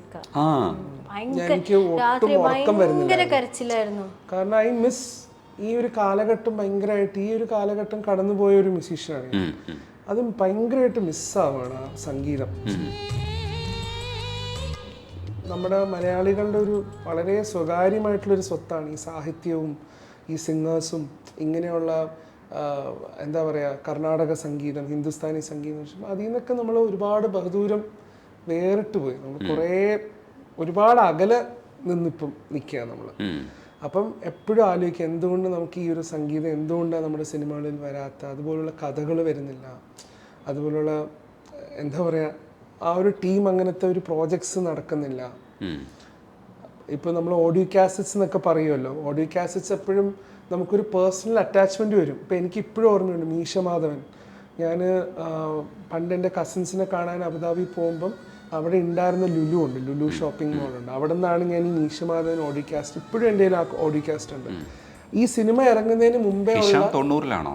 അതെ അതെ അതെ അതെ. ഈ ഓഡിയോ കാസറ്റിലെ പാട്ടുകൾ കരിമിഴി കുരുവി ആവട്ടെ, എൻ്റെ എല്ലാം എല്ലാം എല്ലാം ആവട്ടെ, എല്ലാ വാളെടുത്താൻ അങ്കക്കലി, എല്ലാ സോങ്ങും കേട്ട് പരിചയമായിട്ടാണ് സിനിമ കാണാൻ പോകുന്നത്. അതൊരു വല്ലാത്ത അനുഭവമാണ്. വല്ലാത്തൊരു വൈറ്റ് ഗ്ലാസ് വൈറ്റ് ഉള്ള അതൊരു വല്ലാത്തൊരു ഭയങ്കര ഒരു ഫീലിംഗ് ആണ്. ചിലതൊക്കെ നൊസ്റ്റാൾജിയാണ്, പക്ഷെ അതൊന്നും നമുക്കിനി തിരിച്ച് അതെന്തുകൊണ്ട് ഓഡിയോ കാസറ്റ്സ് ഉണ്ടാവുന്നില്ല എന്ന് നമ്മൾ ചിന്തിച്ചിട്ട് കാര്യമില്ല. You have to move on. പക്ഷെ ഇങ്ങനെയുള്ള സംഗീതം എന്തുകൊണ്ട് നമുക്ക് മലയാളത്തിൽ വരാത്തെന്നുള്ളൊരു വലിയൊരു ക്വസ്റ്റ്യൻ എപ്പോഴും ഓർക്കുക. എന്തുകൊണ്ടാന്ന് വെച്ചാൽ ഇപ്പം നമ്മുടെ റിയാലിറ്റി ഷോയിൽ നമ്മൾ കാണുമ്പം ഭൂരിഭാഗം കുട്ടികൾ 7 വയസ്സോടെ 8 വയസ്സ് ചെറിയ കുട്ടികൾ ഇപ്പോഴും പാടുന്ന ദേവസഭാതലമാണ്. അതെന്താണത് അങ്ങനെ? ഞാൻ എപ്പോഴും ആലോചിക്കാറുണ്ട്. ഇനി വരുന്ന തലമുറ നമ്മളിപ്പം മ്യൂസിക് ചെയ്യുന്ന പാട്ടുകൾ എന്തുകൊണ്ടാണ് ചൂസ് ചെയ്യാത്തത്? 2 സൈഡും ഉണ്ട്. ചിലപ്പോൾ അവർക്ക് ചൂസ് ചെയ്യാൻ പറ്റാത്തതും ഉണ്ടാവാം, അവർക്ക് സ്റ്റേജിൽ പെർഫോം ചെയ്യാൻ പറ്റാത്തതും ഉണ്ടാവും. ഓഡിയൻസിന്റെ ടാർഗറ്റ് ഓഡിയൻസ് വെച്ചിട്ട് പ്രൊഡ്യൂസേഴ്സ് തീരുമാനിക്കുന്നുണ്ടാവും. പക്ഷെ എത്ര വർഷമായി, ഇത്രയും 10-25 വർഷമായിട്ട് ഇപ്പോഴും ഞാൻ സ്റ്റേജിൽ കയറുകയാണെങ്കിൽ ഒരു കോമ്പറ്റീഷൻ ആണെങ്കിൽ ഞാനൊരു പക്ഷേ പാടാൻ പോകുന്നത് എൻ ജീവനെ ആയിരിക്കും, അല്ലെങ്കിൽ ഞാൻ ഹൃദയത്തിൻ മധു, അല്ലെങ്കിൽ അതായിരിക്കും പാടുന്നത്, അല്ലെങ്കിൽ ദേവാങ്കണങ്ങളായിരിക്കും പാടുന്നത്. എന്തുകൊണ്ടാണ് നമുക്ക് അങ്ങനെയുള്ള ഒരു മ്യൂസിക് ഇവിടെ വരാൻ പറ്റുന്നത് എപ്പോഴും ആലോചിക്കാറുണ്ട്. സ്റ്റേജിൽ കയറി പാടില്ല, പക്ഷെ വീട്ടിലൊക്കെ പാടുമെന്ന് ഞങ്ങൾക്കറിയാം. അത് നിർത്തി. അതെന്ത് പറ്റി? കിഷാൻ പറഞ്ഞു പാടരുത്. അങ്ങനെ പറഞ്ഞാൽ നമ്മൾ വീര്യം കൂട്ടാണ്. ഞാൻ ഈ ഇന്റർവ്യൂവിൽ ഒന്ന് പാടാറുണ്ട്. ഇപ്പൊ ചിത്ര ചേച്ചിയുടെ ഇന്റർവ്യൂവിൽ ഒന്ന് പാടുമ്പോൾ ചിത്ര ചേച്ചിക്ക് അറിയാം എനിക്ക് പാട്ടറിഞ്ഞൂടാന്ന്, എനിക്കറിയാം എനിക്ക് പാട്ടറിഞ്ഞൂടാ, കേൾക്കുന്നവർക്കും പാട്ട് കേട്ടിട്ടേ ഉള്ളൂ ഇന്ന്. തിരിച്ചു വെക്കരുത് പ്ലീസ്.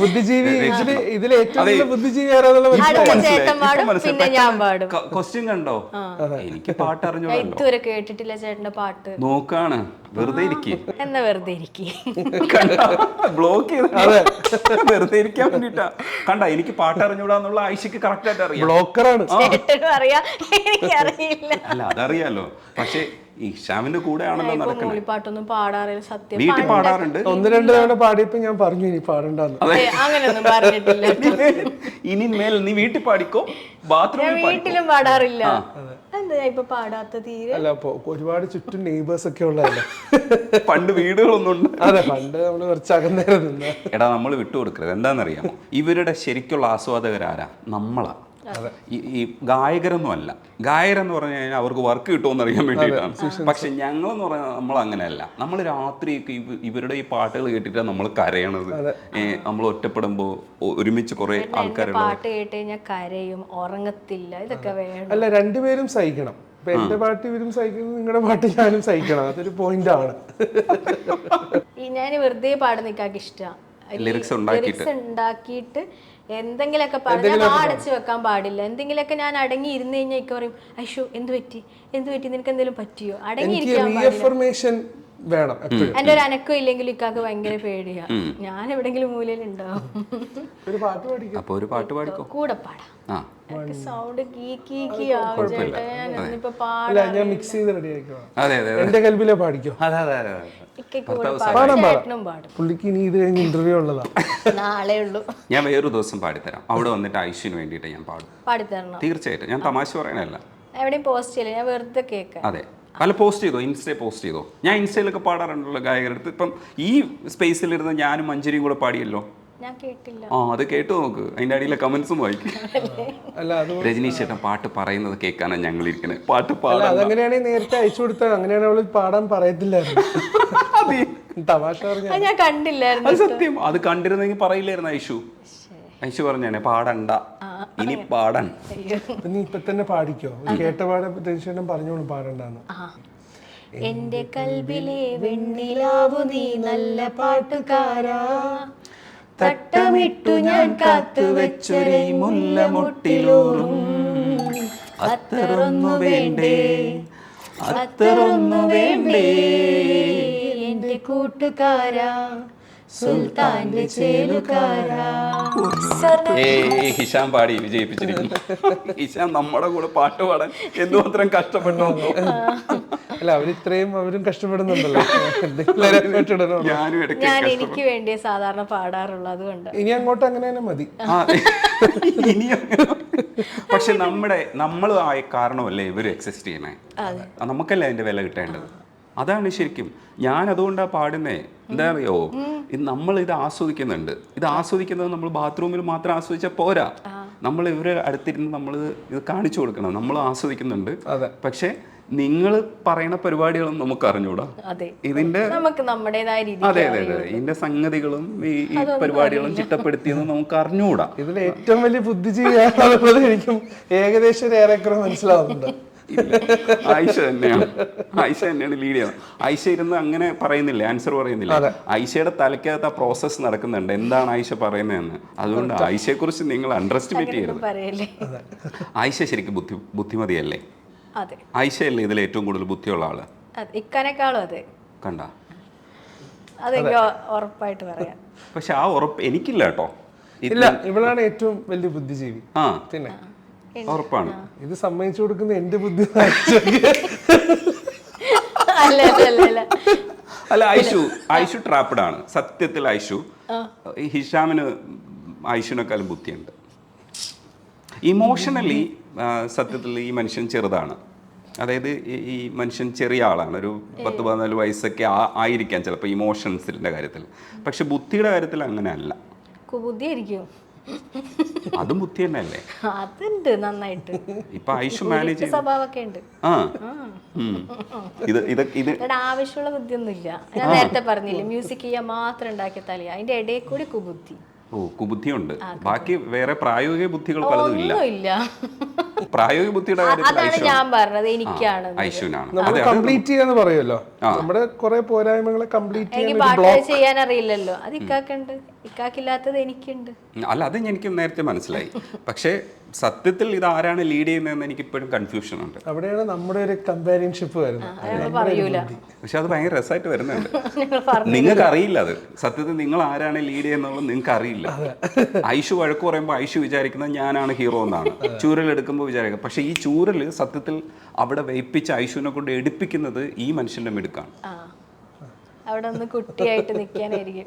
അതെ, അവിടെ ഒരു കുട്ടിയായിട്ട് നിന്നുകൊണ്ട് ഇങ്ങനെ മാനേജ് ചെയ്ത് ഞാനവിടെ ന്യൂട്രൽ നിൽക്കുന്നതാണ് നല്ലത്. ഞാൻ ഇപ്പൊ ഒരു അഭിപ്രായം പറയുന്നില്ല. നമ്മൾ കറക്റ്റ് ആൻസറിലേക്ക് എത്തി. ഇനി ഇത് പറയേണ്ടത് ഹിഷാമാണ്.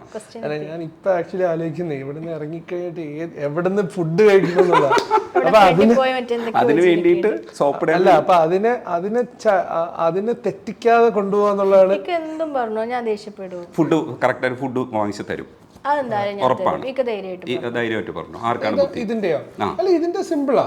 ഇതിന്റെ യൂഷ്വലി ഞാനിപ്പോ എന്താ ചെയ്യാന്ന് വെച്ചാല്,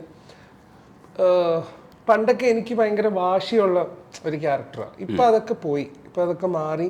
കുറച്ചും കൂടെ എൻ്റെ മ്യൂസിക് ക്രാഫ്റ്റില്ല, എൻ്റെ മ്യൂസിക്കൽ ക്രാഫ്റ്റിലോട്ടുള്ള ഫോക്കസ് ഭയങ്കരമായിട്ടായി. കാരണം അത് ഭയങ്കര ഇമ്പോർട്ടൻ്റാണ്. അപ്പം അതിനെ ഡിസ്റ്റർബ് ചെയ്യുന്ന ഒന്നിനെയും, അതിപ്പോൾ നമ്മളൊക്കെ മെൻറ്റൽ പീസാണല്ലോ ഇമ്പോർട്ടൻറ്റ്. ഞാൻ എന്തെങ്കിലുമൊക്കെ ചിലപ്പോൾ എന്തെങ്കിലും എൻ്റെ ഭാഗത്ത് നിന്ന് എന്തെങ്കിലും ഒരു സാധനം വന്നിട്ടുണ്ടെങ്കിൽ ഐശ്വര്യക്ക് അത് ചെയ്തത് ശരിയല്ല, അല്ലെങ്കിൽ ഇതിങ്ങനെ നമുക്ക് ചെയ്യാം, അപ്പോൾ അത് വിട്ടുകൊടുക്കും. അപ്പോൾ ഞാൻ പറയും ഇല്ല നമുക്കിതിങ്ങനെ ചെയ്യാം, നോ പ്രോബ്ലം. കാരണം എൻ്റെ ബേസിസിലുള്ള ഫോക്കസ് അല്ല ഞാൻ പറഞ്ഞത്. പൊതുവെ എന്തെങ്കിലും സാധനങ്ങൾ വന്നു കഴിഞ്ഞാൽ ചിലപ്പോൾ തെറ്റെൻ്റെ ഭാഗത്തായിരിക്കും. അതാ ഞാൻ നേരത്തെ പറഞ്ഞു, വാശി തെറ്റെൻ്റെ ഭാഗത്താണെങ്കിലും ഞാൻ ചിലപ്പോൾ സമ്മതിച്ചു കൊടുക്കൂല, ഞാൻ അതിനുവേണ്ടി ഫൈറ്റ് ചെയ്യും. പക്ഷെ ഇപ്പം അതില്ല. ഇപ്പം അതൊക്കെ വിട്ട് it's okay, let's move forward, ആ ഒരു സ്പേസിലേക്ക് എത്തി. പിന്നെ സ്വയം പറഞ്ഞ് സ്വയം നിർത്തിക്കോളൂ. അതെ തന്നെ എന്നെ പറഞ്ഞിട്ട് ഞാൻ തന്നെ സ്റ്റോപ്പ് ചെയ്തു. ഇപ്പൊ വീണ്ടും നമ്മള് മെച്യൂർ ആവാന്ന് പറയുമല്ലോ. സത്യമായിട്ട് നമ്മള് മെച്യൂർ ആവുന്നതാണ് ശരിക്കും. ആർക്കാ കൂടുതൽ മെച്യൂരിറ്റി എന്നാണ് അങ്ങനെയാണെങ്കിൽ കണ്ടുപിടിക്കേണ്ടത്. നമുക്ക് ബുദ്ധി മാറ്റാം, മെച്യൂരിറ്റി എന്ന് പറയുന്ന വാക്ക് വെക്കാം. അപ്പൊ പിന്നെ വീണ്ടും പ്രശ്നമായി, ഈ തർക്കം തീരുമെന്ന് തോന്നണില്ല. ഇല്ല ഇത് ആക്ച്വലി ഞാൻ എപ്പോഴും ഓർക്കും, ഇതൊരു നമ്മുടെ ഒരു എക്സ്പ്ലോറേഷൻ ആണ്. നമ്മളിപ്പോ എത്ര വർഷമായി? 8 വർഷമായി. അപ്പൊ 8 വർഷത്തോളം നമ്മൾ ആദ്യത്തെ വർഷത്തിലുള്ള നമ്മളല്ല ഇപ്പം. ഞാനും ഐഷയും ആദ്യത്തെ വർഷത്തിലുള്ള നമ്മൾ രണ്ടുപേരും. ഇപ്പം നമ്മൾ രണ്ടുപേരും ആലോചിക്കുന്നത് ഏകദേശം നമ്മുടെ അലൈൻമെന്റ് ഏകദേശം ഏറെക്കുറെ സെയിമാണ്.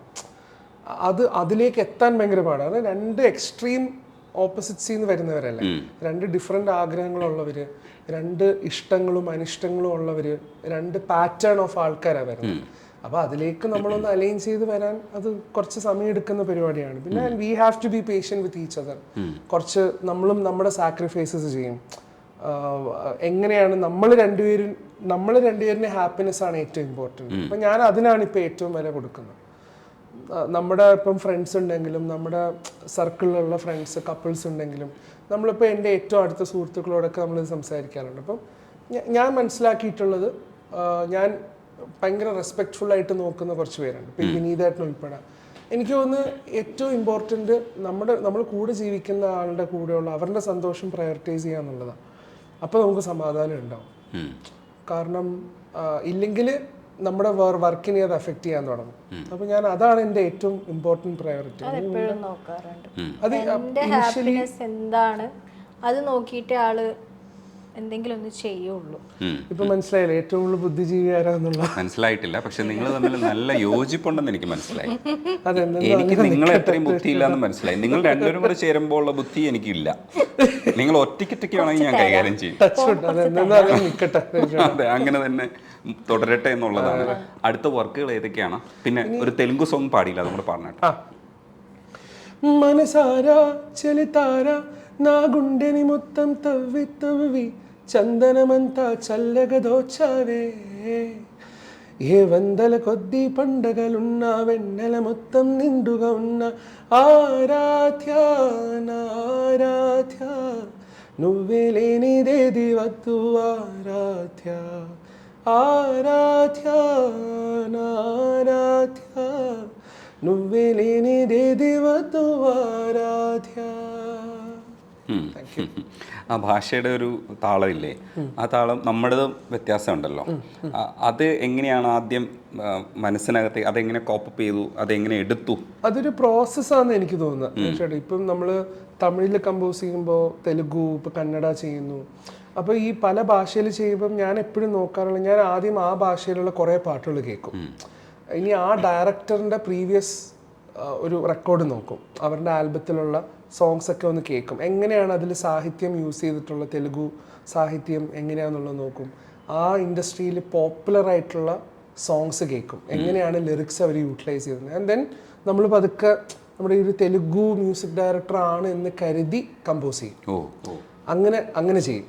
എന്നിട്ട് ഈ സാഹിത്യം അതിനനുസരിച്ചിട്ട് നമ്മൾ ട്വീക്ക് ചെയ്യും. കാരണം ഒരിക്കലും ഇപ്പം മനസാര ചലിതാര ആ സാഹിത്യത്തിൽ അവിടെ അത് സൗണ്ട് ചെയ്യണം നല്ല പോലെ തെലുഗുവില്. അപ്പോൾ ഒരിക്കലും അതൊരു മലയാളിഷ് ഫീല് വരാൻ പാടില്ല. കാരണം ഒന്നാമത് നമ്മൾ വേറെ ഭാഷയിൽ നിന്ന് വന്ന് കമ്പോസ് ചെയ്യുന്നവരാണല്ലോ. അപ്പോൾ അത് നമുക്ക് പെട്ടെന്ന് ആ ഇഷ്യൂ വരും. ഇപ്പം ഞാനൊക്കെ ചില നേരത്ത് കേൾക്കുമ്പോൾ മനസ്സിലാവും ഇത് തെലുഗു മ്യൂസിക് കമ്പോസർ അല്ല കമ്പോസ് ചെയ്തിട്ടുള്ള ആ പിടി നമ്മൾ വിട്ടുകൊടുക്കരുത്. അവിടെയാണ് അതിൻ്റെ ഒരു ക്യാച്ച് ഇരിക്കുന്നത്. തമിഴ് ചെയ്യുമ്പോഴും അങ്ങനെ തന്നെയാണ്. സാഹിത്യം എനിക്കൊന്ന് ലിറിക്സിലാണ് അണ്ടർസ്റ്റാൻഡിങ് ഇമ്പോർട്ടൻ്റ് ആയിട്ട് വേണ്ടതെന്നാണ് ഫീൽ ചെയ്തിട്ടുള്ളത്. പുതിയ വർക്കുകളെ കുറിച്ച് പുതിയത് ഇനി നെക്സ്റ്റ് റിലീസ് ചെയ്യാനുള്ള മലയാളത്തിൽ അഹമ്മദ് കബീർ സംവിധാനം ചെയ്യുന്ന അർജുൻ ദാസ് ആദ്യമായിട്ട് മലയാളത്തിൽ അഭിനയിക്കുന്ന സിനിമയുണ്ട്. അതിൻ്റെ വർക്കുകൾ ഇപ്പം സ്റ്റാർട്ട് ചെയ്യാൻ പോവാണ്. പിന്നെ തമിഴിൽ വൺസ് മോർ അത് റിലീസ് ചെയ്യാനുണ്ട്. പിന്നെ തെലുഗുവിൽ രശ്മിക അഭിനയിച്ച ഗേൾ ഫ്രണ്ട് എന്ന് പറഞ്ഞ ഫിലിം റിലീസ് ചെയ്യാനുണ്ട്. അതുപോലെ വിജയ് ദേവരകൊണ്ടാൻ്റെ ബ്രദർ ആനന്ദ് ദേവരകൊണ്ടാൻ്റെ ഒരു ഫിലിം ഉണ്ട്, അതിൻ്റെ വർക്ക് സ്റ്റാർട്ട് ചെയ്യുന്നു. പിന്നെ കന്നഡയിൽ ഇപ്പം ഡെബ്യൂ അനൗൺസ് ചെയ്തിട്ടുണ്ട്. ഗോൾഡൻ സ്റ്റാർ ഗണേഷിൻ്റെ ഫിലിം അതായിരിക്കും എൻ്റെ കന്നഡ ഡെബ്യൂ. അപ്പോൾ അതിൻ്റെ വർക്ക് നടന്നുകൊണ്ടിരിക്കുന്നു ഇപ്പോൾ. പിന്നെ കഥകൾ കേൾക്കുന്നുണ്ട്. കുറച്ച് റിലാക്സ്ഡ് ആയിട്ടാണ് പ്രോജക്ട്സ് എടുക്കുന്നത്. അപ്പോൾ മാനേജർ അങ്ങനെയാണ് എടുക്കാൻ പറഞ്ഞത്. അപ്പോൾ മാനേജർ പറയുന്നതിനനുസരിച്ച് ഞാൻ കുറച്ചൊന്ന് എൻജോയ് ചെയ്ത് റിലാക്സ് ആയിട്ട് നടക്കും. നമ്മൾ തന്നെ അത് കാണണ്ടേ. അതെ അതെ അതെ. അതുകൊണ്ട് മാനേജർ ഇടപെട്ട് ഇന്ന കഥ കൊള്ളാം, ഇന്നത് തീരുമാനിക്കാം, ഇതിനകത്തൊരു സാധ്യതയുണ്ട് എന്നൊക്കെ മാനേജർ പറഞ്ഞു കൊടുക്കും. അപ്പോൾ ഐഷു ഇത്രയും നേരം ഇങ്ങനെ ഹാപ്പി ആയിട്ടിരുന്നതിൽ എനിക്ക് കാണുമ്പോൾ ഒരു സന്തോഷമുണ്ട്. സന്തോഷം. പാട്ടുകൾ തുടരട്ടെ. ചേട്ടാ ഐഷുവിനെ ഇൻവൈറ്റ് ചെയ്ത് നമ്മൾ ഒരുമിച്ച് ഇന്റർവ്യൂ ചെയ്തതിൽ ഒത്തിരി സന്തോഷം. അവൾ അങ്ങനെ യൂഷ്വലി ഒരു ഇന്റർവ്യൂവിനും വരാറില്ല. ഈ ഒരു ഇന്റർവ്യൂ ഞാനില്ല ഇക്കാന്നാ പറയാറ്. ചേട്ടനെ കാണാനുള്ള ആ ഒരു അത്രയും റെസ്പെക്റ്റ് ആണ് അതുള്ളത് കൊണ്ടാ സത്യമായിട്ട്. എന്നോട് ഇക്ക വിളിക്കും എന്നൊക്കെ പറഞ്ഞു. ചേട്ടൻ വിളിച്ച് ആദ്യം ഫോണിൽ സംസാരിച്ചപ്പം പിന്നെ പെട്ടെന്ന് അയ്യോ ഇത് എനിക്ക് ഭയങ്കര ഇഷ്ടമുള്ള ഒരാളാണല്ലോ ഫോണിൽ, എനിക്കത് ഭയങ്കര ഒരു ഇതായി. ഞാൻ വേഗം എന്നിട്ട് സേവ് ഒക്കെ ചെയ്ത് അടിപൊളി പോരെ. ഞാൻ ഹാപ്പിയായി. അല്ല ഞാൻ ഇറങ്ങുമ്പോൾ നമ്പർ ഡിലീറ്റ് ചെയ്യുന്നുണ്ട്. ഞാൻ ഡിലീറ്റ് ചെയ്യൂല കേട്ടോ. എനിക്ക് സത്യം ഭയങ്കര ഇഷ്ടമാണ് ചേട്ടൻ്റെ എല്ലാം. പക്ഷെ പാടിയത് ഞാൻ കണ്ടിട്ടില്ല. ഇന്നിപ്പോ വേഗം പോയിട്ട് അതായിരിക്കും നോക്കുക. ആ പാടിയ രണ്ടെണ്ണം ഞാൻ അയച്ചു തരാം. താങ്ക് യു ചേട്ടാ. Thank you. ഓക്കെ.